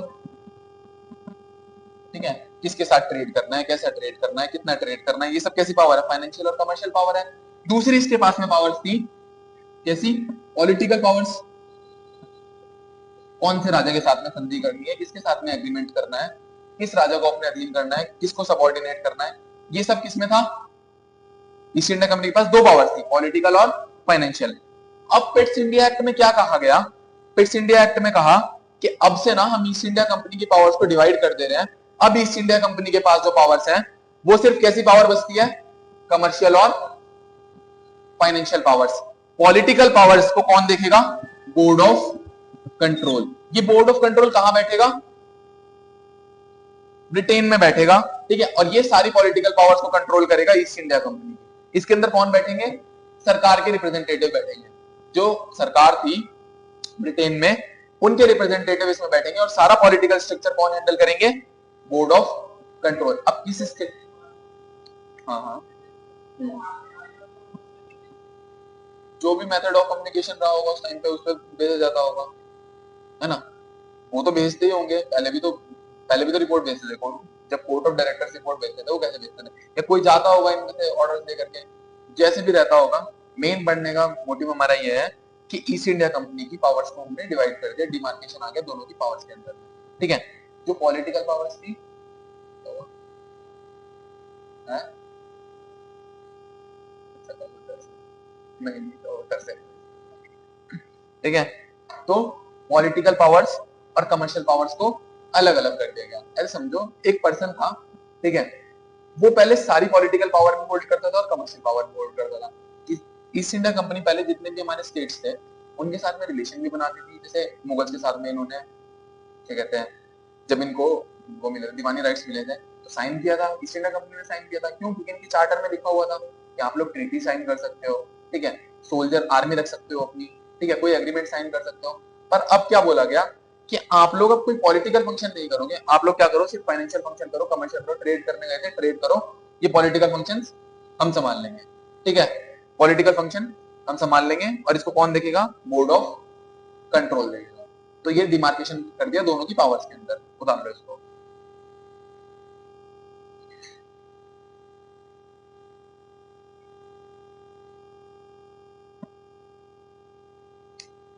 Board of control क्या देखेगा, political functions, court of director क्या देखेगा, फाइनेंशियल फंक्शन। इसको ऐसे भी याद रख लो, जैसे बोर्ड ऑफ कंट्रोल है और ये कोर्ट ऑफ डायरेक्टर्स है, तो कोर्ट ऑफ डायरेक्टर्स को याद कर लो कॉमर्स से, ठीक है। अब बोर्ड ऑफ डायरेक्टर्स को याद कर लो, ऐसे बी है ना, तो बी से बड़े बड़े फंक्शन जितने भी हैं, आर्मी रखना, एग्रीमेंट साइन करना, वो सारे के सारे कौन देखेगा, बोर्ड ऑफ कंट्रोल।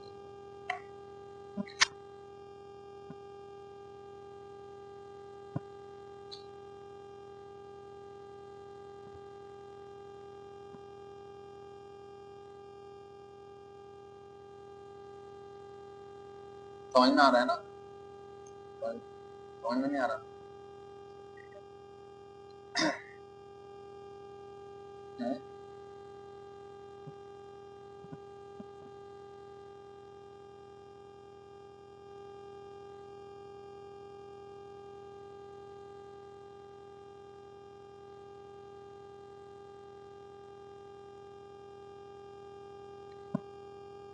ठीक है, ये रखना। एक चीज और हुई इसके अंदर,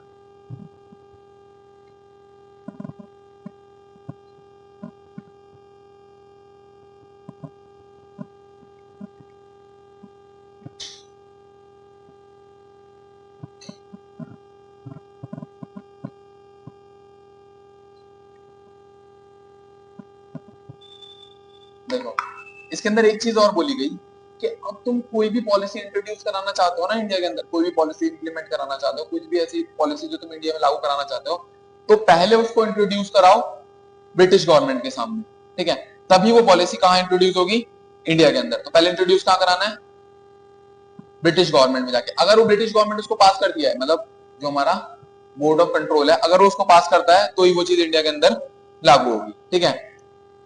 अब इसको याद करना है, देखो एक ट्रिक बताता हूँ बहुत बढ़िया, ये जिससे तुम इसके सारे के सारे फंक्शन याद कर सकते हो। क्या है, ठीक है, पी से याद कर लो पोजीशन, ठीक है, आई से क्या याद कर लो, इंट्रोडक्शन ऑफ पॉलिसी। कोई भी पॉलिसी हमें इंट्रोड्यूस करानी है तो कहां इंट्रोड्यूस कराएंगे, सबसे पहले ब्रिटेन में इंट्रोड्यूस कराओ, ठीक है। और डबल टी से याद कर लो, डबल गवर्नमेंट, ऐसे टी से गवर्नमेंट नहीं, बस डबल टी है तो डबल टी से डबल गवर्नमेंट है, ठीक है। ट्रिक है, मतलब सिर्फ ट्रिक एंड ट्रिक्स नहीं बता रहा, पहले कॉन्सेप्ट समझना है तुम्हें, एसएससी क्लास नहीं है, ट्रिक्स बता रहा हूं बस ये है कि याद करने के लिए। बाकी तो हमने इतना डिटेल में समझ लिया है पूरा फिक्स इंडिया एक्ट, कि अब कुछ मतलब बनता नहीं है इसका, याद हो ही गया होगा तुम्हें, पर समझने के लिए कि पोजेशन एक तो कहा गया कि अब ब्रिटेन का पोजेशन है ईस्ट इंडिया कंपनी के अंदर, जितने भी डिसीजन होंगे, जो भी डायरेक्टली एक्वायर करेगी ईस्ट इंडिया कंपनी, किसके नाम पे करेगी, ब्रिटिश गवर्नमेंट के नाम पे। दूसरा इंट्रोडक्शन ऑफ पॉलिसी, जो भी पॉलिसी इंट्रोड्यूस कराना चाहेगी इंडिया के अंदर, पहले का इंट्रोड्यूस कराएगी, ठीक है। दूसरा डबल गवर्नमेंट, अगर क्या कहते हैं हमने उनकी पावर्स पे डिमार्केशन कर दिया, पॉलिटिकल फंक्शंस अलग और कमर्शियल फंक्शंस अलग, ये किसमें कहा गया, पिट्स इंडिया एक्ट में। क्या मैं बहुत तेज बोल रहा हूँ, क्या मैं बहुत तेज बोल रहा हूँ, तुम्हें लग रहा है सही है ना, फिर सही, तेज इन द सेंस तेज, लाउड नहीं, तेज,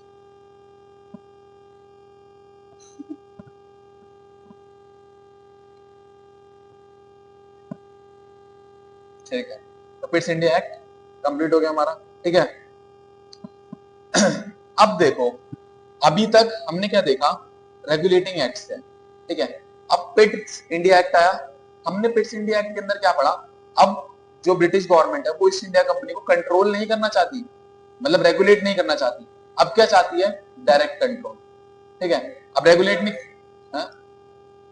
इंडिया पे नहीं, ईस्ट इंडिया कंपनी पे, अब उसको रेगुलेट नहीं करना चाहती, उन पे डायरेक्ट कंट्रोल करना चाहती ईस्ट इंडिया कंपनी पे। तो बेसिकली इससे पहले जितने भी एक्ट्स थे वो रेगुलेटिंग एक्ट्स थे, अब जितने एक्ट्स आएंगे ना वो सारे के सारे क्या होंगे, चार्टर एक्ट्स होंगे। क्यों, अब हम क्या करेंगे, हमने मतलब ब्रिटिश गवर्नमेंट का होता कि अब हम हर 20 साल में चार्टर की जो कंडीशंस है ना उसको रिवाइज करेंगे, जो कंडीशंस बोली गई थी कि तुमको ये मोनोपोली दी जाएगी और क्या कहते हैं तुमको ये राइट्स दिए गए, तो अब हम सिर्फ क्या करेंगे, चार्टर्स की कंडीशन को चेंज करेंगे, रिवाइज करेंगे, और कुछ नहीं करेंगे। अब हम कंट्रोल, अब हम उन पे रेगुलेशन नहीं चाहते, अब हम चाहते हैं डायरेक्ट कंट्रोल, ठीक है।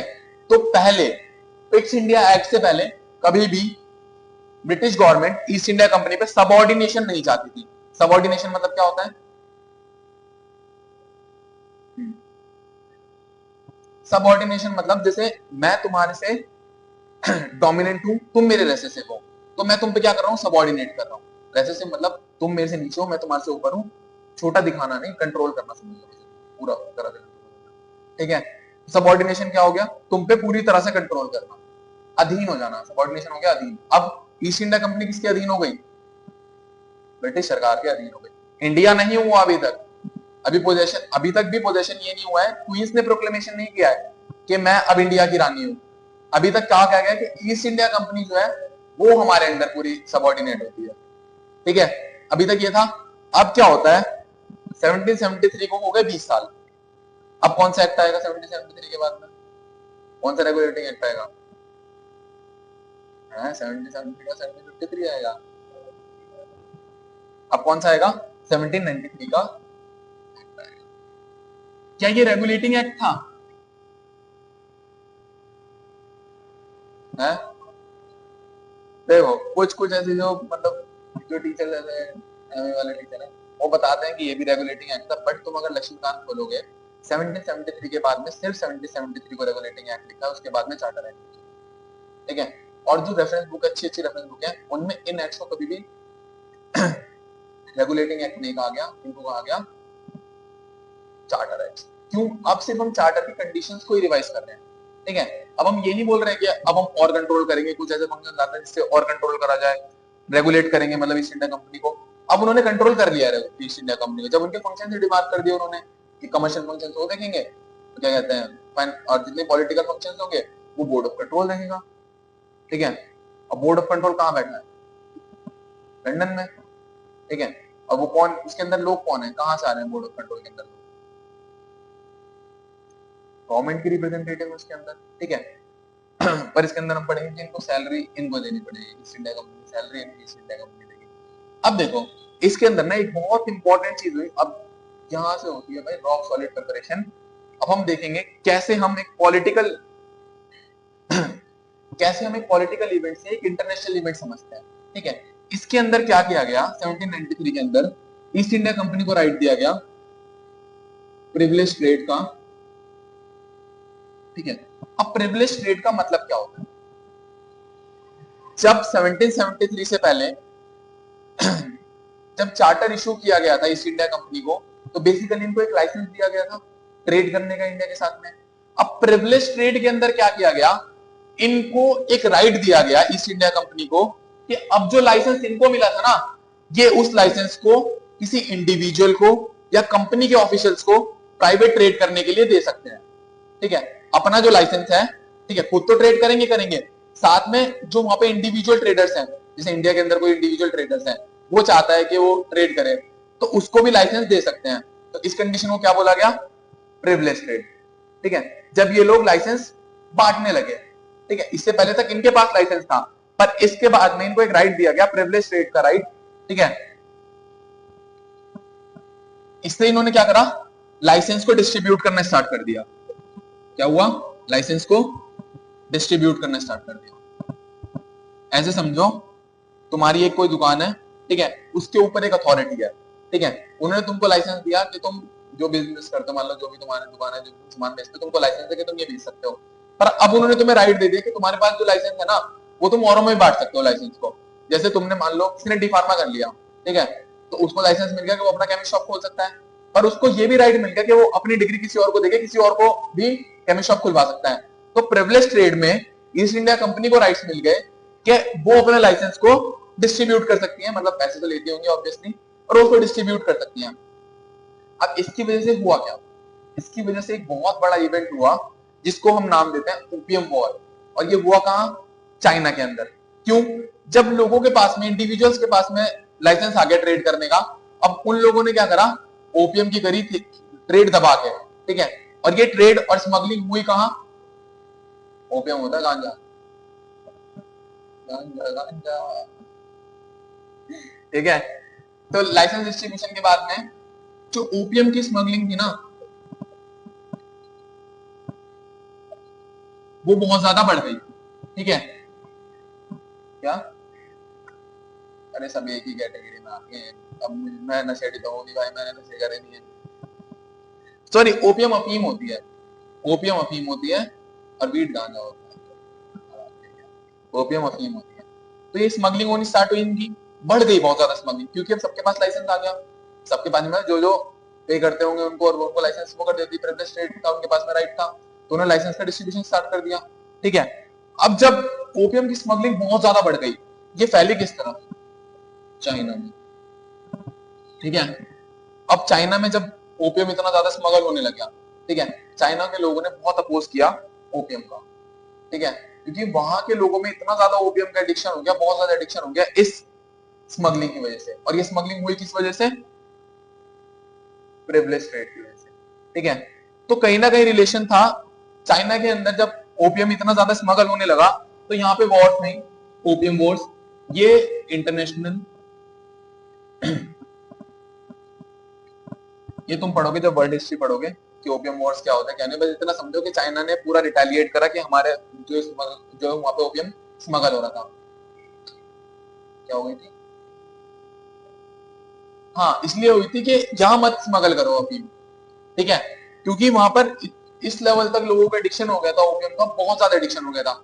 ठीक है। तो वहां की जो गवर्नमेंट थी, उन्होंने बहुत ज्यादा अपोज करा ओपियम का, मतलब गवर्नमेंट थी उस टाइम पे, मोनार्की था। ठीक है। उन्होंने ओपियम का बहुत ज्यादा अपोज किया। ठीक है। तो कहीं ना कहीं ये एक फैक्टर है जो आज भी एक रोल प्ले करता है कि चाइना और इंडिया के रिलेशंस अच्छे आज भी नहीं बन पाए हैं, क्योंकि उनके अंदर एक डिस्ट्रस्ट है कि इंडिया ने, अब उस टाइम पे कर तो ईस्ट इंडिया कंपनी रही थी ये सब, ठीक है, पर उनको क्या पता है कि कौन कर, उनके लिए तो एक फैक्टर सेट हो गया कि किसने करा है। अब जैसे हमारे साथ भी होता है, हम पे राज किसने किया है, मतलब राज तो किया ही नहीं है, बेसिकली कॉलोनी बनाया था, किसने बनाया था, ब्रिटिश सरकार ने। कुछ अनपढ़ इंडियंस आज भी ऐसे हैं जो हर अंग्रेज को सोचते हैं इन्होंने हम पे राज किया था, ठीक है। तो ऐसी सेम चीज थी कि कर तो ईस्ट इंडिया कंपनी रही थी, बट चाइना के अंदर एक डिस्ट्रस्ट पैदा हो गया इंडिया के लिए, ये सारे के सारे सिनेरियो की वजह से। ये प्रिविलेज ट्रेड वाला जो सिनेरियो है, बता दो, सारे के सारे शॉर्ट नोट्स में बहुत काम आएंगे तुम्हारे रिवाइज करने के।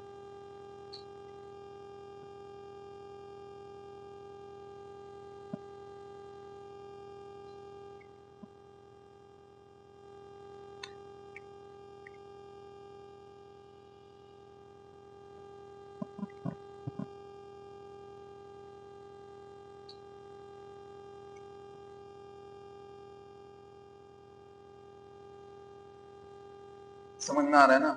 इसी को प्रिविलेज ट्रेड को हम कंट्रीज ट्रेड भी बोलते हैं, ठीक है, प्रिविलेज ट्रेड भी बोलते थे कंट्री।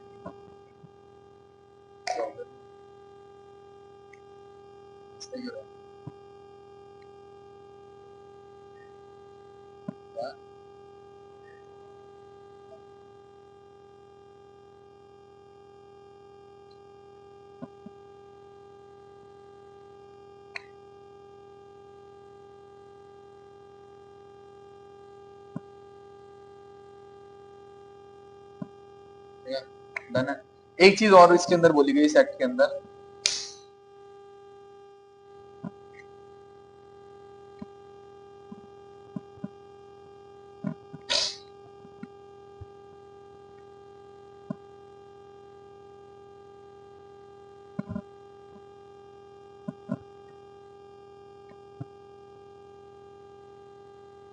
और क्या बोला गया इसके अंदर,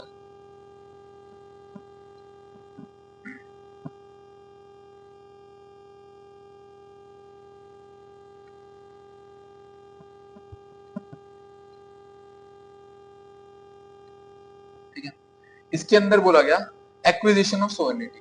किसकी सोवरेनिटी? ईस्ट इंडिया कंपनी की सोवरेनिटी। मतलब इसके अंदर बोला गया, अब जो क्या कहते हैं ब्रिटिश गवर्नमेंट है ना, वो ईस्ट इंडिया कंपनी की सारी सॉवरेनिटी को एक्वायर करना स्टार्ट कर रही है, ठीक है। अभी पूरी तरह से करा नहीं है, सिर्फ एक्वायर करना स्टार्ट कर रही है। सोवरेनिटी क्या होता है? संप्रभुता, ठीक है, मतलब उसके जितने भी राइट्स है ना, सारे के सारे लेना स्टार्ट कर देगी ब्रिटिश गवर्नमेंट, ठीक है। करा नहीं है अभी, स्टार्ट करा है, पूरी तरह से कर नहीं दी है, ठीक है। दूसरा इसके अंदर क्या कहा गया, ठीक है, इसके अंदर एक कहा गया कि जो बोर्ड ऑफ कंट्रोल, ठीक है, जो बोर्ड ऑफ कंट्रोल लंदन में बैठा है, जो बोर्ड ऑफ कंट्रोल लंदन में बैठा है, इसकी सैलरी कौन देगा? ईस्ट इंडिया कंपनी देगी, ठीक है। ये बोर्ड ऑफ कंट्रोल जो लंदन में बैठा है, इसकी सैलरी कौन देगा? ईस्ट इंडिया कंपनी देगी, ठीक है। तो ये दो और पॉइंट थे जिसके अंदर इंपॉर्टेंट है, मतलब इंपॉर्टेंट भी नहीं है, ठीक ठीक ही है, लिख लो लिख लो। और ये सैलरी भी देगी और साथ में 5 लाख रुपीस का रेवेन्यू भी देगी ब्रिटिश गवर्नमेंट को।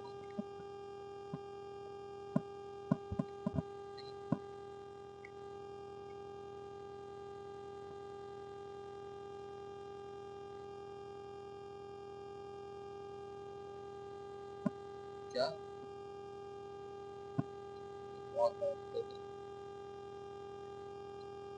समझ में आ रहा है ना? क्लियर है ना? तुम बताओ want more Hindi?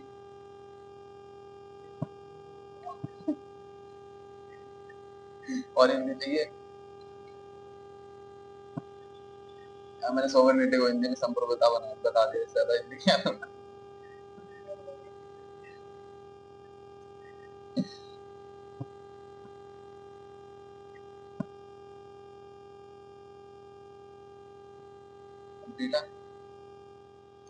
अब मुझे बताओ 1793 के बाद कौन सा एक्ट आएगा? अब चार्टर कितने साल में रिवाइज हो रहा है? 20 साल में, इतना समझ गए ना। अब कौन सा आएगा? 1800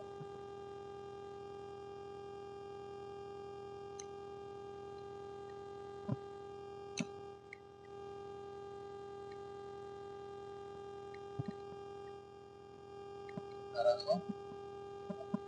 अब एक इवेंट समझते हैं हम, ठीक है। इवेंट क्या था? 1793 से लेके 1813 तक यूरोप में हुई नेपोलियनिक वॉर्स, ठीक है। नेपोलियन वॉर्स, ठीक है। नेपोलियन वर्ल्ड हिस्ट्री में पढ़ोगे तुम, एक नेपोलियन था, ठीक है। उसने मैक्सिमम यूरोप को कॉन्कर कर दिया, मतलब कंट्रोल कर लिया पूरे यूरोप के ऊपर। तो इसने क्या करा? इसने कुछ ट्रीटीज वो करे, सैंक्शंस करे, जिसमें उन्होंने क्या बोला कि इंग्लैंड के साथ में ना कोई भी कंट्री यूरोप की ट्रेड नहीं करेगी, ठीक है। कोई भी कंट्री यूरोप की इंग्लैंड के साथ में क्या नहीं करेगी? ट्रेड नहीं करेगी, ठीक है। ठीक है। अब ये बोला किसके अंदर गया था?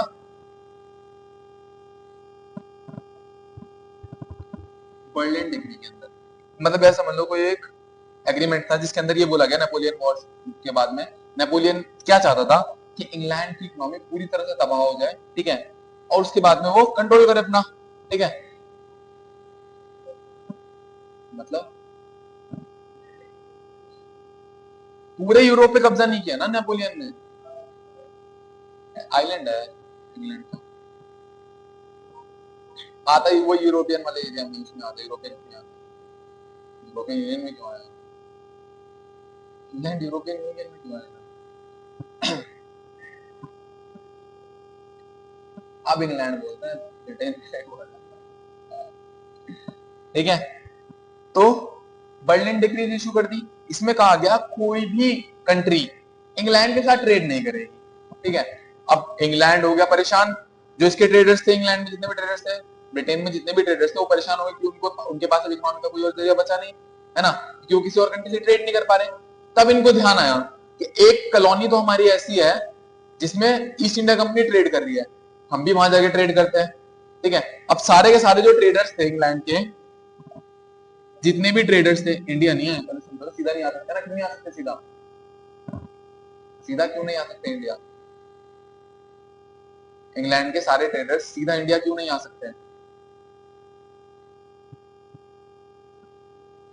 क्या? हाँ, और ईस्ट इंडिया कंपनी को चार्टर दिया है किसने? उन्होंने कहा है तुम्हारे पास क्या है? मोनोपोली, इंडिया इंग्लैंड से कोई और कंपनी इंडिया में ट्रेड करने नहीं आ सकती। तो ये लोग गए कहां पर?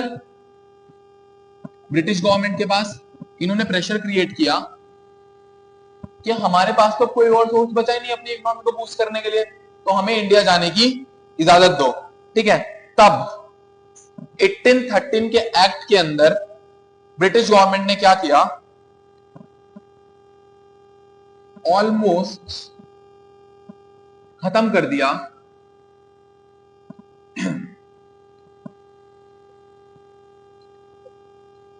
ऑलमोस्ट खत्म कर दिया मोनोपोली को। ऑलमोस्ट, ये पॉइंट टू बी नोटेड है, ऑलमोस्ट। दो चीजें छोड़ दी गई जो अभी भी मोनोपोली थी ईस्ट इंडिया कंपनी की, ठीक है। कौन कौन सी थी वो दो चीजें? एक तो थी ट्रेड विद चाइना और दूसरी थी टी ट्रेड। एक तो कोई और कंपनी अगर आती है इंडिया, वो सारा ट्रेड करे, कोई दिक्कत नहीं है, बट वो चाइना के साथ ट्रेड नहीं करेगी, और दूसरा टी का ट्रेड नहीं करेगी, ठीक है। ये दो चीजें थी, चाय और चाइना, जिनको छोड़ दिया गया 1793 के एक्ट के अंदर, 1813 के एक्ट के अंदर, कि तुम आगे ट्रेड करो बट इन दो चीज में नहीं करोगे, ठीक है। ये लॉजिक था मोनोपोली को खत्म करने का। और बुक्स के अंदर या और टीचर्स सिर्फ इतना बताते हैं कि मोनोपोली को, ऑलमोस्ट मोनोपोली को खत्म कर दिया गया इन दो चीज को छोड़ के, बट इसके पीछे का लॉजिक कि करा क्यों गया वो नहीं बताते हैं। तो करा इसलिए गया क्योंकि यूरोप में हो गई थी नेपोलियनिक वॉर्स, नेपोलियन ने कर दी थी बर्लिन डिक्री इशू, जिसमें कहा गया कि इंग्लैंड के साथ कोई भी कंट्री ट्रेड नहीं करेगी, तो उनके पास ट्रेड करने के लिए कोई कंट्री बची नहीं, तो उन्होंने प्रेशर करा ब्रिटिश गवर्नमेंट को कि हम इंडिया जाने के लिए अलाउ करो और हम इंडिया में जाके ट्रेड करेंगे। तब उन्होंने 1813 के एक्ट में इस मोनोपोली को खत्म करा। पूरी तरह से खत्म नहीं करा, ट्रेड विद चाइना और टी का ट्रेड उन्होंने रखा। ठीक है,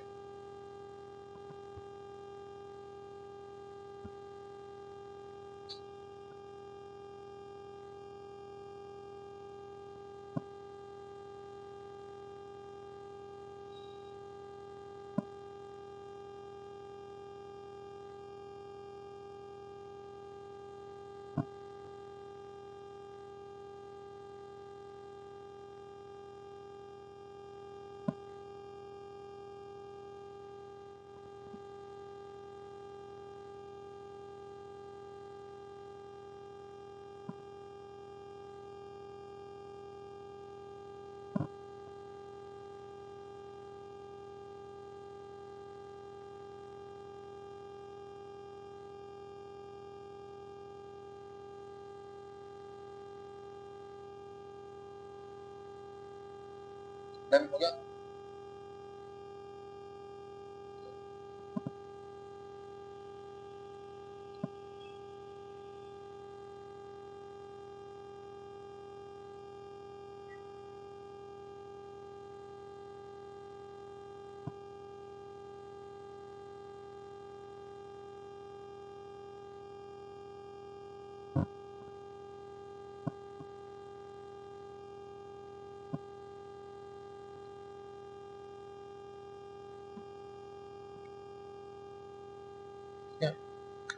दो चीजें और इसके अंदर,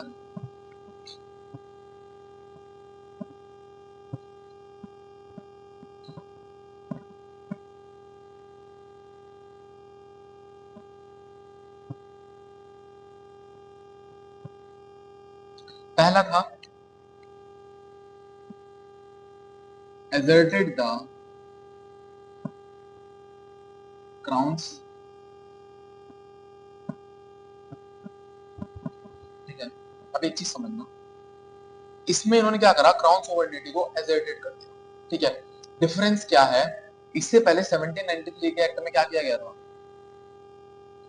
एक्विजिशन हुआ था। ठीक है, सिर्फ होना स्टार्ट हुआ था। asserted का मतलब होता है बढ़ाना। ठीक है, हिंदी भी समझ लो, नोट्स तो तुम्हें हिंदी में मिलेंगी। ठीक है, asserted मतलब बढ़ाना। अब इन्होंने क्राउन की सोवरेनिटी को बहुत ज्यादा बढ़ा दिया ईस्ट इंडिया कंपनी के ऊपर। ठीक है, अब सिर्फ सोवरेनिटी किसकी बची, क्राउन की सोवरेनिटी। ईस्ट इंडिया के पास में कुछ भी डिसीजन पावर, मेकिंग पावर्स बची नहीं, सारी की सारी किस पे चली गई, क्राउन पे। तो एक तो असर्शन हो गया क्राउन सोवरेनिटी का, दूसरा इन्होंने अलाउ कर दिया मिशनरीज को, अलाउ करा मिशनरीज को टू प्रोपगेट देयर रिलीजन। ठीक है, उन्होंने मिशनरीज को अलाउ कर दिया। मिशनरीज समझते हो क्या होता है, ये जो मिशन वाले होते हैं, क्रिश्चियनिटी को फैलाने वाले, है ना, तो उनको अलाउ कर दिया कि तुम इंडिया आओ और अपने धर्म को फैलाओ। ठीक है, जैसे आज भी बहुत सारे तुमने देखा होगा, चर्च में जाते हो तो बहुत सारे मिशनरी, क्या no political comment in this class. ठीक है, तो मिशनरीज को अलाउ कर दिया कि तुम अपने धर्म को प्रचार प्रसार कर सकते हो इंडिया के अंदर आकर के, तुमको अलाउ कर दिया गया। ठीक है, देखो तुम जब हिस्ट्री पढ़ोगे ना, चलो बता देता हूँ, वैसे लिंकेज तुम हिस्ट्री में पढ़ ही लोगे, एक ये बहुत बड़ा रीजन था कि ईस्ट इंडिया कंपनी सरवाइव कर गई इंडिया के अंदर, जो और कंपनीज आई थी। ठीक है, जितनी भी कंपनीज आई थी, ब्रिटेन से नहीं, और जितनी भी कंट्री से कंपनी आई थी, डच से आई थी, फ्रांस से आई थी, उनसे सरवाइव कर गई ईस्ट इंडिया कंपनी इंडिया के अंदर। क्यों करी, इसके पीछे रीजन ये था, कब आई थी ईस्ट इंडिया कंपनी इंडिया के अंदर, और इन्होंने मिशनरी एक्टिविटीज को कब अलाउ किया इंडिया के अंदर। और जब फ्रांस आई थी ना इंडिया के अंदर, वो अपने, ऐसा कहा जाता है कि जब फ्रांस इंडिया के अंदर आई थी, वो अपने एक हाथ में तो स्वॉर्ड लेके आई थी और एक हाथ में क्रॉस लेकर आई थी। मतलब वो अपना मोटिव ही उनका ये था कि वो धर्म को फैलाने आए थे इंडिया के अंदर। ठीक है, ब्रिटिश ईस्ट इंडिया कंपनी का मानना ये था सबसे पहले ट्रेड को फैलाएंगे। ठीक है, उनका प्राइमरी फंक्शन क्या था, ट्रेडिंग, उन्होंने उसको कभी नहीं छोड़ा। ठीक है, बहुत बाद में अलाउ किया गया मिशनरीज को। ये एक बहुत बड़ा रीजन था कि ईस्ट इंडिया कंपनी इंडिया के अंदर सर्वाइव कर गई। ये तुम हिस्ट्री में पढ़ोगे, ये सारी चीजें है ना जो मेंस में आंसर राइटिंग में बहुत हेल्प करती है। सिर्फ फैक्ट्स रट के आंसर राइटिंग नहीं होती है, ना फैक्ट्स रट के एग्जाम, तो चीजें समझनी पड़ेगी। ठीक है, ये रीजन था फेलियर का और कंट्रीज की, और इंडिया की कंपनी क्या कहते हैं, ब्रिटेन की कंपनी क्यों सर्वाइव कर गई ईस्ट इंडिया कंपनी इंडिया के, क्योंकि इन्होंने कभी भी रिलीजन को प्राथमिकता दी ही नहीं, है ना। लिख लो इसको।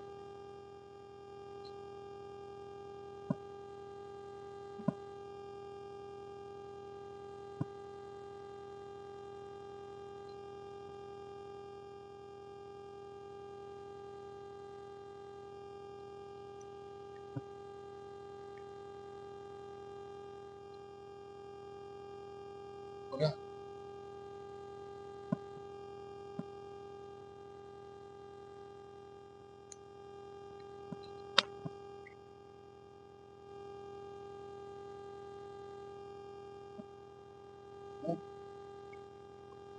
अब कौन सा एक्ट आएगा, अब चार्टर फिर रिवाइज होगा, है ना। कौन सा एक्ट आएगा, तुमने थोड़ा समझ लगना क्या हो रहा है, बोले नहीं रहे।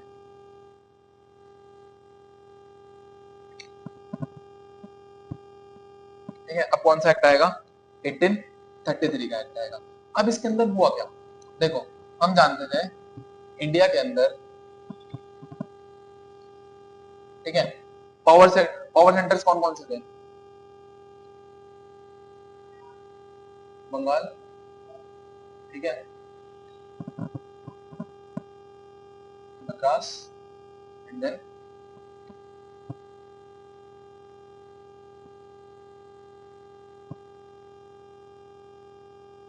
मुंबई और बॉम्बे, उस टाइम का बॉम्बे आज का मुंबई, है ना। यहाँ पे गवर्नर ऑफ मद्रास था या गवर्नर ऑफ बॉम्बे था, और या गवर्नर जनरल ऑफ बंगाल था। इन लोगों के पास क्या थी पावर्स थी, लेजिस्लेटिव पावर्स और एग्जीक्यूटिव पावर्स, ठीक है। सेम इसके पास थी legislative powers and executive powers, ठीक है। हमने पढ़ा था 1773 के एक्ट्स में कि जो लेजिस्लेटिव पावर थी ना, वो स्टार्ट गिविंग हो गई थी बंगाल के गवर्नर को, इसको क्या बोल दिया गया था, गवर्नर जनरल ऑफ बंगाल। कैसी थी 1773 में, स्टार्ट हुई थी, सारी नहीं दी गई थी। इस एक्ट में क्या किया गया, जितने भी सबऑर्डिनेट स्टेट्स थे, ठीक है, इनकी लेजिस्लेटिव असेंबलीज को कर दिया गया डिबंक।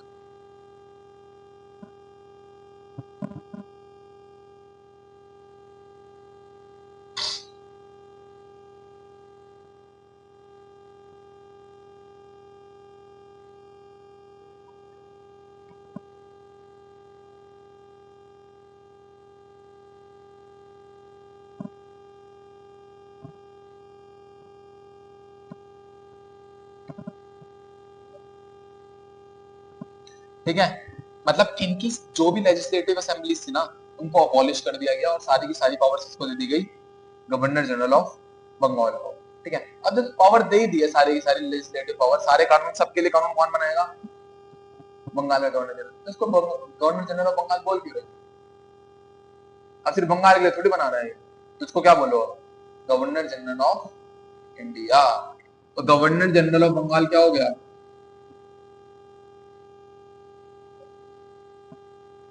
जनरल ऑफ बंगाल क्या हो गया,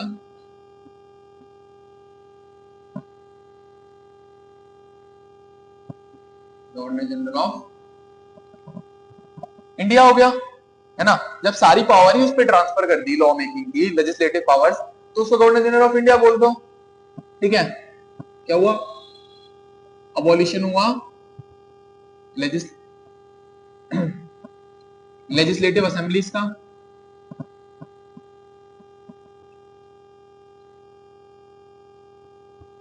ठीक है, जितनी भी लेजिस्लेटिव असेंबलीज थी, ठीक है, इन स्टेट्स के अंदर, उनको अबॉलिश कर दिया गया। अब लेजिस्लेटिव असेंबली सिर्फ किसके पास है, बंगाल के पास में, ठीक है। और इसके जो गवर्नर था उसको क्या बना दिया, गवर्नर जनरल ऑफ इंडिया बना दिया। अबॉलिशन ऑफ लेजिस्लेटिव असेंबली हो गया, सारी की सारी पावर किस पे ट्रांसफर हो गई, लॉ मेकिंग पावर्स किस पे ट्रांसफर हो गई,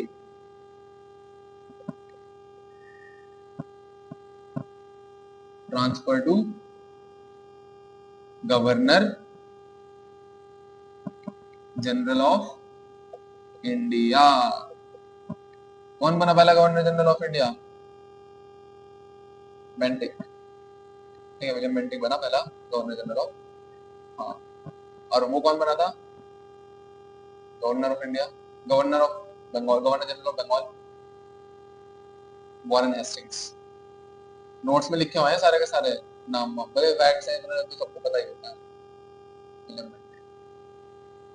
क्या वही तो कह रहा हूँ मैं, तभी तो मुझे बताया भी नहीं, तुम इतना फोर्स कर। जो चीज पूछेगा वो तुम्हें बता रहा हूँ, पूरा फोर्स करते हैं।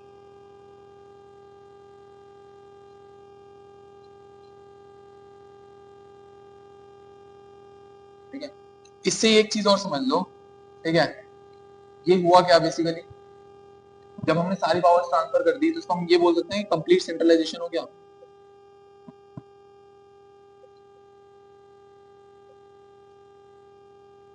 है ना, हो गया ना कंप्लीट सेंट्रलाइजेशन, क्योंकि सारी पावर हमने ट्रांसफर कर दी, एक ही जगह सेंटर पे कॉन्सेंट्रेट कर दी हमने सारी की सारी पावर, तो कंप्लीट सेंट्रलाइजेशन हो गया।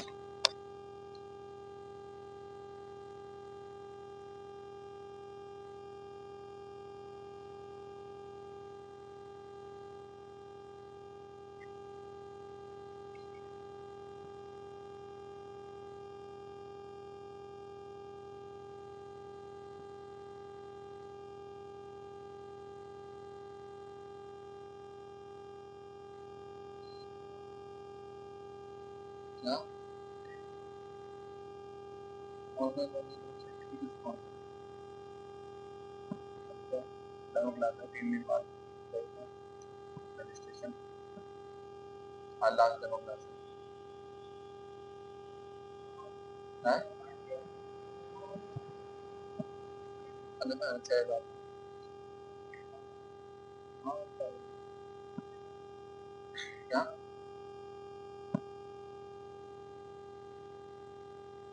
आज ट्रेंड तो पूरी है, वो तो जाएगी, वो तो जाएगी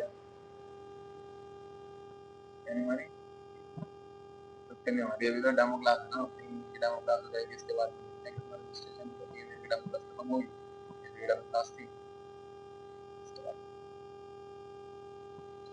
हमारी डेमो क्लास खत्म हो जाएगी, रजिस्ट्रेशन कराने में पहले।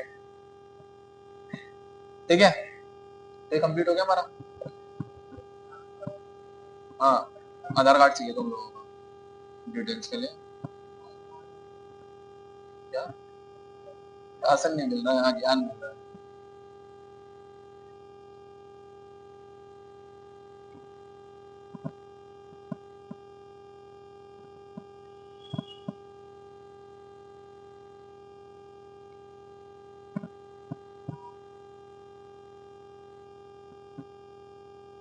अब जो इम्पोर्टेंट चीज हुई इसके अंदर, एक तो सेंट्रलाइजेशन हो गया, कंप्लीट सेंट्रलाइजेशन। अगर क्वेश्चन आता है, ये क्वेश्चन आया है 2019 का प्रीलिम्स का क्वेश्चन है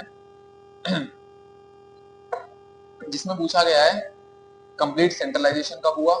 ठीक है, और साथ के साथ में उसमें पूछा गया है, मैं तुम्हें एमसीक्यू दिखाऊंगा, पीवाईक्यू दिखाऊंगा क्या है उसके अंदर में। अगर तुम ये पढ़ ली ना एक बारी क्लास, तो वो एमसीक्यू में तुम्हें लिख के दो, तुम्हारे लिए केक पॉप। जितने भी एमसीक्यू इन अभी तक जितने टॉपिक हमने पढ़े हैं इससे आएंगे, सारे तुम्हारे लिए केक पॉप है। तुम घर पे जाके ट्राई करना, सारे एमसीक्यू उठा करके, जितने भी पीवाईक्यू होंगे उठा के देखना, जितने अब तक हमने कर लिया करो, सब हो जाएगा तुमसे, जितने भी बहुत इजी वो पूछेंगे। ठीक है, 33 पे पूछा गया, 33 पे पूछा गया एक पीवाईक्यू, 13 पे पूछा गया एक पीवाईक्यू 2019 में, 2019 के प्रीलिम्स में। इसमें देखना बहुत इजी क्वेश्चन है, आराम से तुम सॉल्व करके जाओगे। एक तो ये पूछा गया है मोनोपोली वाला, कि कौन से एक्ट के अंदर ट्रेड मोनोपोली को क्या कहते हैं, ट्रेड मोनोपोली को बैन किया, बट सिर्फ टी टी और चाइना के साथ के ट्रेड को नहीं किया।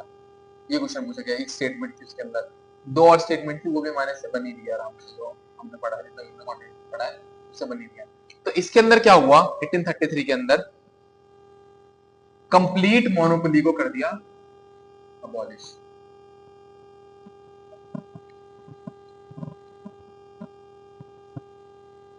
मोनोपोली पूरी तरह से हो गई अबॉलिश।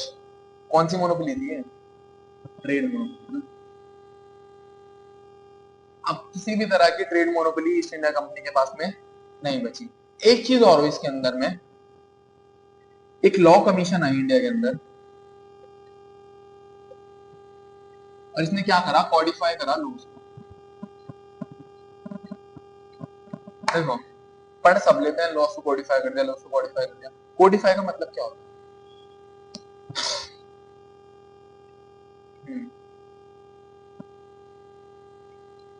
और क्यों किया गया है लॉज को कॉडिफाई? कोडिफाई का मतलब होता है फिक्सिंग, ठीक है, स्टेबल लॉज बनाना और लॉज को फिक्स कर देना। आईपीसी हो गए, आईपीसी है, ठीक है, इंडियन पिनल कोड है, वो क्या है, कोड है ना, कोडिफाई हो गया है वो, दैट मींस अब वो फिक्स हो गया है। अब ऐसा तो नहीं है किसी को रेप केस में कोई सजा दे रहे हैं, किसी को रेप केस में कोई सजा दे रहे हैं, ऐसा तो नहीं है। क्यों? क्योंकि लॉज जो है वो फिक्स हो गए हैं। एक बहुत अच्छी स्टेटमेंट है, लॉज ना हमेशा क्लियर होने चाहिए, ठीक है, और कोडिफाई होने चाहिए, और रिटर्न होने चाहिए। रिटर्न हो और क्लियर हो, उसी को हम कोडिफाई बोलते हैं, ठीक है। Laws must be written and clear, ठीक है।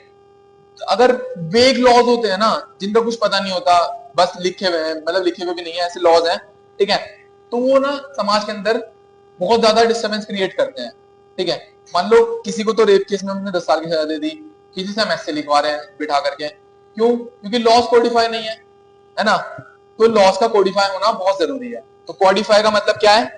फिक्सिंग ऑफ लॉज, कि लॉज को फिक्स कर दो कि अगर ये पनिशमेंट, अगर ये कोई भी वो करा है, क्राइम करा है, तो इसकी ये पनिशमेंट दी जाएगी, ठीक है। तो लॉ कमीशन आई इंडिया के अंदर, और इसको चेयर किसने किया? मैकॉले ने, मैकॉले ने इसको चेयर किया, ठीक है। मैकॉले इसके चेयरमैन थे, ऐसे समझ लो, ठीक है। तो लॉ कमीशन आई और इसने क्या काम किया? लॉज को कोडिफाई किया। अब इन लॉज को कोडिफाई करने का मतलब क्या था? क्यों लॉज को कोडिफाई किया जाता है किसी कंट्री में? कोई रीजन?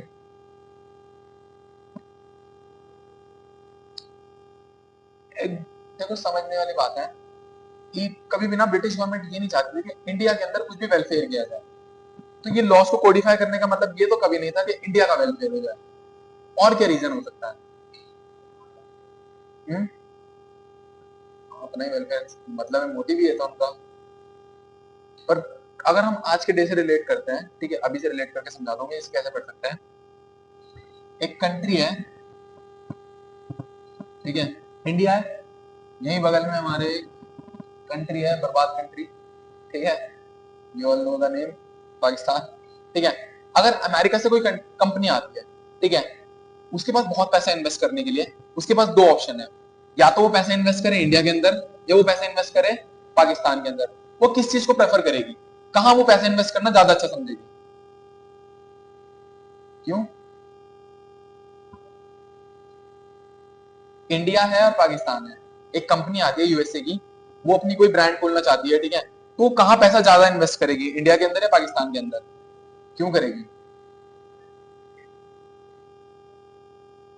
सबसे इंपॉर्टेंट होती है पॉलिटिकल कंडीशंस, और पॉलिटिकल कंडीशंस के पीछे रिस्पॉन्सिबिलिटी किसकी होती है? लॉज की, ठीक है। एक कंट्री की पॉलिटिकल कंडीशन तभी स्टेबल होगी जब वहां के लॉज स्टेबल हैं। अगर लॉज ही स्टेबल नहीं है तो पॉलिटिकल कंडीशन कैसे स्टेबल हो जाएगी?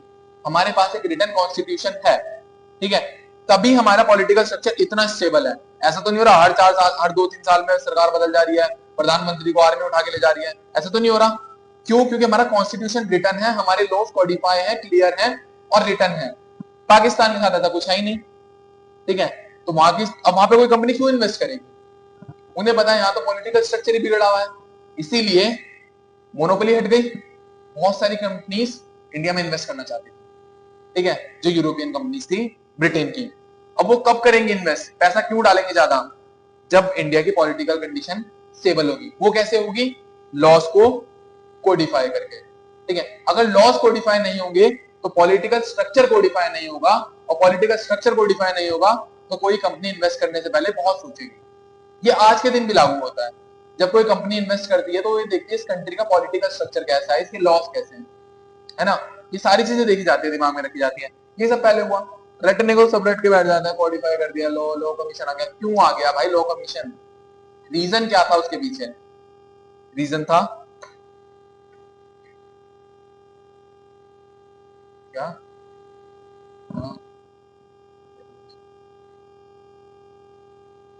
ठीक है। और इसके एक चीज और लिख लो इसके अंदर कि स्लेवरी को अबॉलिश कर दिया गया। ठीक है, इसके बाद में अबॉलिशन ऑफ स्लेवरी एक्ट आया 1835 के अंदर, उसके अंदर स्लेवरी को अबॉलिश कर दिया। क्या? हाँ, स्लेवरी थी। मैंने क्या बताया था, इंडिया कभी भी स्लेव कंट्री नहीं था। अरे इंडिया के अंदर स्लेवरी होती थी, इंडियंस इंडियन से स्लेवरी कराते थे। पहले गुलाम खरीदे और बेचे जाते थे इंडिया के अंदर, गुलाम बेचे और खरीदे जाते थे इंडिया के अंदर। तुम्हें गुलाम बना लिया, उसने खरीद लिया तुम्हें, अब उसे वो तुम्हें नहीं रखना चाहता, वो तुम्हें किसी और को बेच देगा, उसको क्या बोलते थे? स्लेवरी। हम स्लेव, ब्रिटिश क्या कहते हैं, ईस्ट इंडिया कंपनी के हम स्लेव नहीं रहे, जो स्लेव थे इंडिया के अंदर, ठीक है, हम इंडियंस भी इंडियंस को स्लेव की तरह खरीदते थे, वो अबॉलिश कर दिया गया। ठीक है,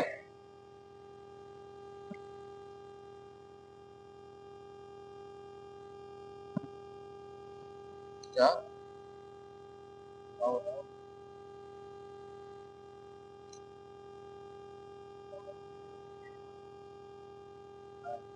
इंडिया में भी लगती थी।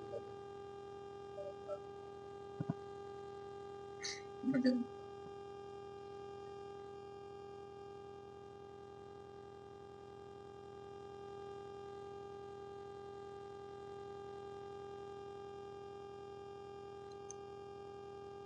समझ में आ रहा है ना?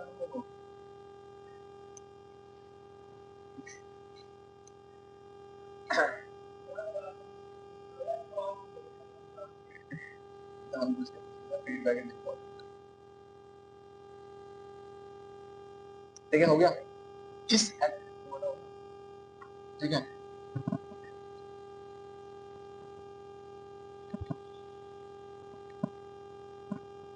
एक चीज और इस एक्ट के अंदर हुई, जिस वजह से हम इस एक्ट को बोलते हैं सेंट हेलेना, सेंट हेलेना। अब सेंट हेलेना है क्या, ये पूरा माजरा क्या है सेंट हेलेना का?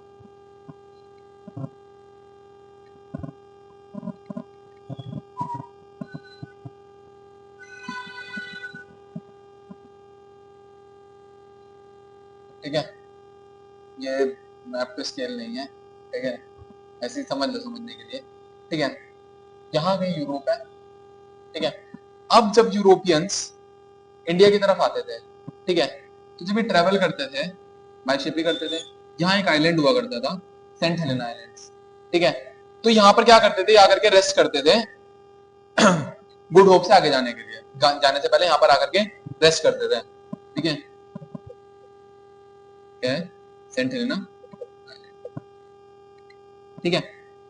सिर्फ ईस्ट इंडिया कंपनी, तो ईस्ट इंडिया कंपनी ने इसको ऑक्यूपाई कर लिया, इसको ऑक्यूपाई कर लिया, सेंट हेलेना आइलैंड को ऑक्यूपाई कर लिया, यहाँ पे अपना बेस बना लिया। ठीक है, अब वो जब भी आते थे यहाँ रेस्ट करते थे, फिर यहाँ से आगे जाते थे।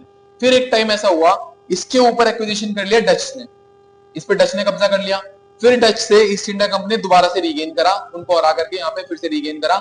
फिर इस एक्ट के अंदर 1833 के एक्ट के अंदर इसके राइट्स जो थे, सेंट हेलेना के राइट्स थे, वो ब्रिटिश गवर्नमेंट ने छीन लिए। उन्होंने कहा अब से ये ईस्ट इंडिया कंपनी का नहीं है, ये ब्रिटिश गवर्नमेंट का है। ठीक है, तो इसके राइट्स जो थे वो किसको ट्रांसफर हो गए? British government. ठीक है, इसलिए इसको क्या बोलते हैं? सेंट हेलेना एक्ट भी बोलते हैं। ठीक है, इतना क्लियर है?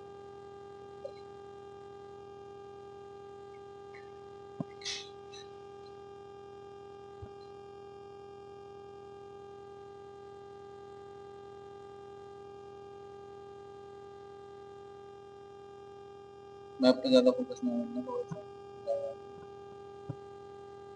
ठीक है, बस इतना समझ लो साउथ अफ्रीका है, सेंट हेलेना आइलैंड से केप ऑफ गुड होता है, वो इंडिया है।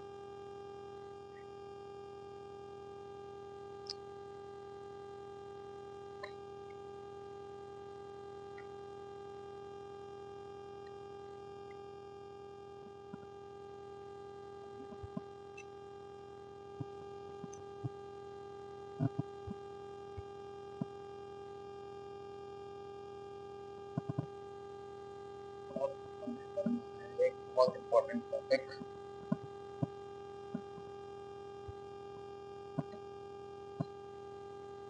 इस एक्ट के अंदर एक बहुत इंपॉर्टेंट काम था, ठीक है, हालांकि वो पूरी तरह से हो नहीं पाया, वो था attempted to open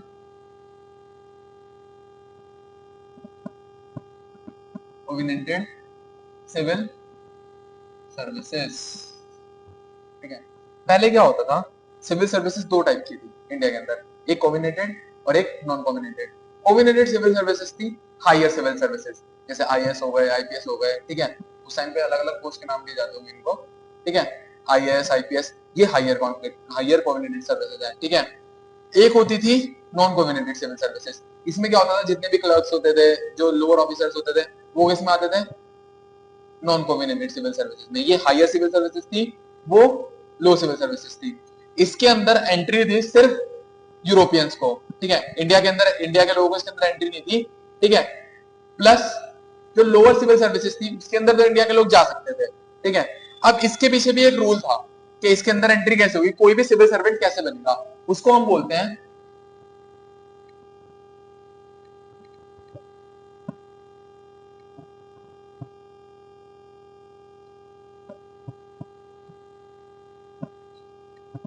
हिलबरी patronage system, ठीक है। एक कॉलेज हुआ करता था हिलबरी, ठीक है। उसमें क्या हुआ, जो लोग इससे ग्रेजुएट होते थे ना, जैसे इस कॉलेज से ग्रेजुएट हुए, वो सीधा सिविल सर्वेंट बन जाते थे इंडिया के लिए, ठीक है। जैसे वो ग्रेजुएट होते थे हिलबरी सिविल क्या कहते कॉलेज से, वो सिविल सर्वेंट बन जाते थे। अब इसके अंदर जो एडमिशन होता था ना, वो मेरिट बेस्ड नहीं होता था, जैसे आजकल लबासना है ना, जो लबासना से फाउंडेशन कोर्स करके आ जाता है, वो सिविल सर्वेंट है, और उससे पहले एक सिलेक्शन प्रोसेस है जो यूपीएससी एग्जाम कराता है। उस टाइम पे ये जो एग्जाम होता था, कोई एग्जाम था ही नहीं, ठीक है। एलिबरी कॉलेज में जाने के लिए एग्जाम नहीं था मेरिट बेस्ड, क्या लगती थी, रिकमेंडेशन लगती थी बोर्ड ऑफ कंट्रोल की, ठीक है, सॉरी कोर्ट ऑफ, हाँ कोर्ट ऑफ डायरेक्टर्स की लगती थी। कोर्ट ऑफ डायरेक्टर्स की रिकमेंडेशन से एडमिशन होता था हेलीबरी कॉलेज में। इसको हम क्या बोलते हैं, हेलीबरी पैट्रोनेज सिस्टम, ठीक है। एडमिशन किसके बेसिस पे होता था, रिकमेंडेशन ऑफ, ठीक है, इसकी वजह से कोर्ट ऑफ डायरेक्टर्स, ठीक है।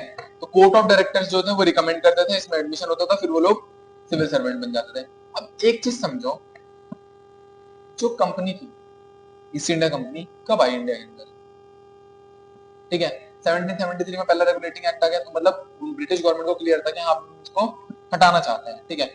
उनको इतना टाइम क्यों लग गया अब तक का कि वो इसको हटा नहीं पाए, इतने सारे एक्ट्स क्यों पास करने पड़े। मोदी जी को आज किसी कंपनी को बंद करना है तो कैसे बंद करेंगे, उन्हें बस एक ऑर्डर पास करना और वो कंपनी बंद। ब्रिटिश गवर्नमेंट क्यों नहीं कर पा रही थी, इतना टाइम क्यों लगा,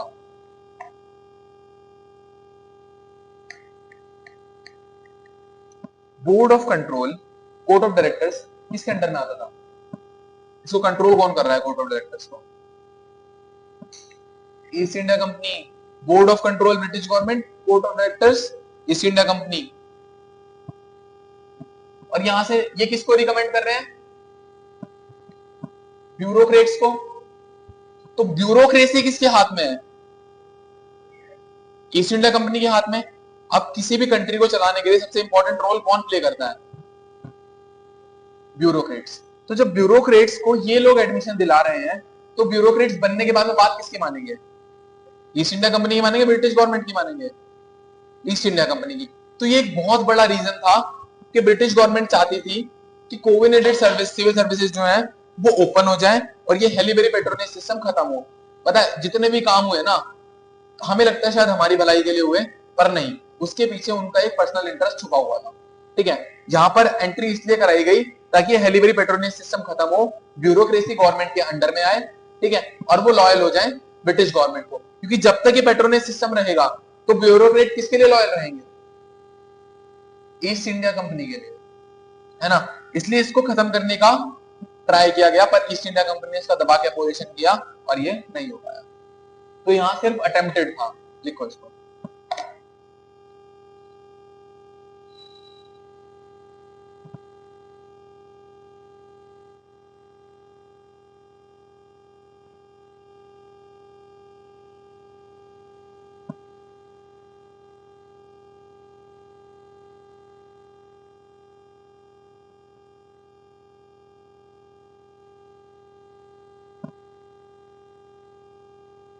तुम्हें नींद आ जाएगी लेक्चर बोर हो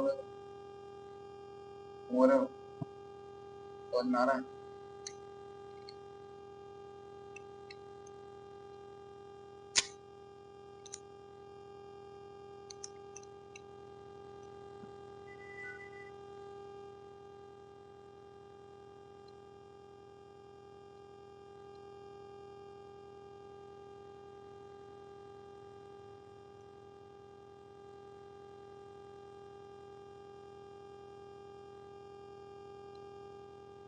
हो गया ठीक है। अब कौन सा एक्ट आएगा?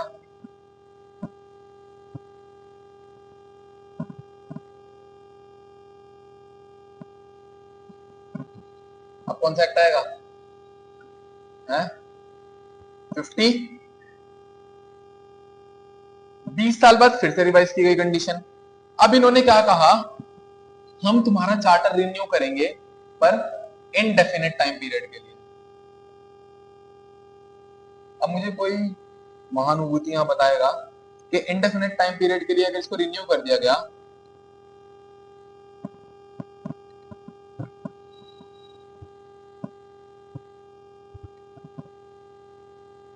तो ईस्ट इंडिया कंपनी में खुश होना चाहिए दुखी होना चाहिए? खुश होना चाहिए। तुम बताओ।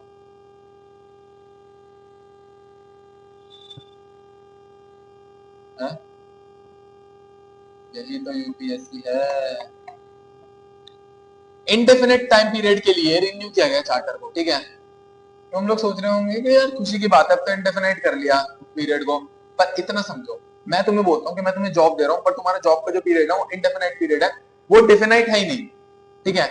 मैं तुम्हें चाहे तो कल निकाल दूं नौकरी से, चाहे मैं तुम्हें 10 साल बाद निकालूं, तुम्हारा पीरियड डिफिनेट नहीं है, ठीक है। सेम ईस्ट इंडिया कंपनी के साथ किया गया। अब 20 साल के लिए नहीं किया गया रिन्यू के 20 साल तक तुम्हें छोड़ देंगे। उन्होंने कहा अब तो चाहे हमारा मन करेगा तो 2 दिन बाद तुम्हारा चार्टर खत्म। तो इनडेफिनेट पीरियड का मतलब था जब मन करेगा तब चार्टर छीन लिया जाएगा। साथ के साथ में कोविड सिविल सर्विसेज को कर दिया गया ओपन। अब कोई भी आके एग्जाम दो और ब्यूरोक्रेट, ठीक है, क्लियर है। 1853 में क्या हुआ, इंडेफिनेट टाइम पीरियड के लिए चार्टर को रिन्यू कर दिया गया और कोऑर्डिनेटेड सिविल सर्विसेज को ओपन कर दिया गया। और साथ के साथ में जो एग्जीक्यूटिव काउंसिल थी ना,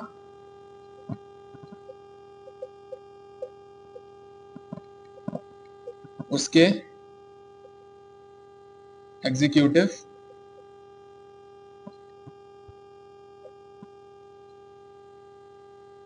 एंड लेजिस्लेटिव फंक्शंस को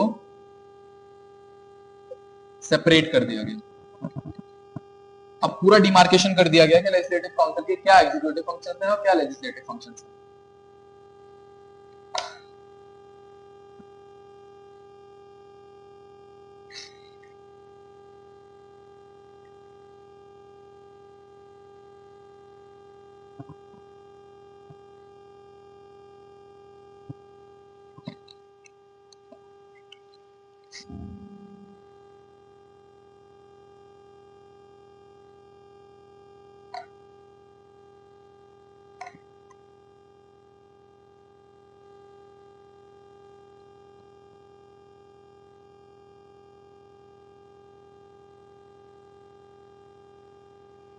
मुबारक हो, हमारे सारे चार्टर एक्ट्स खत्म।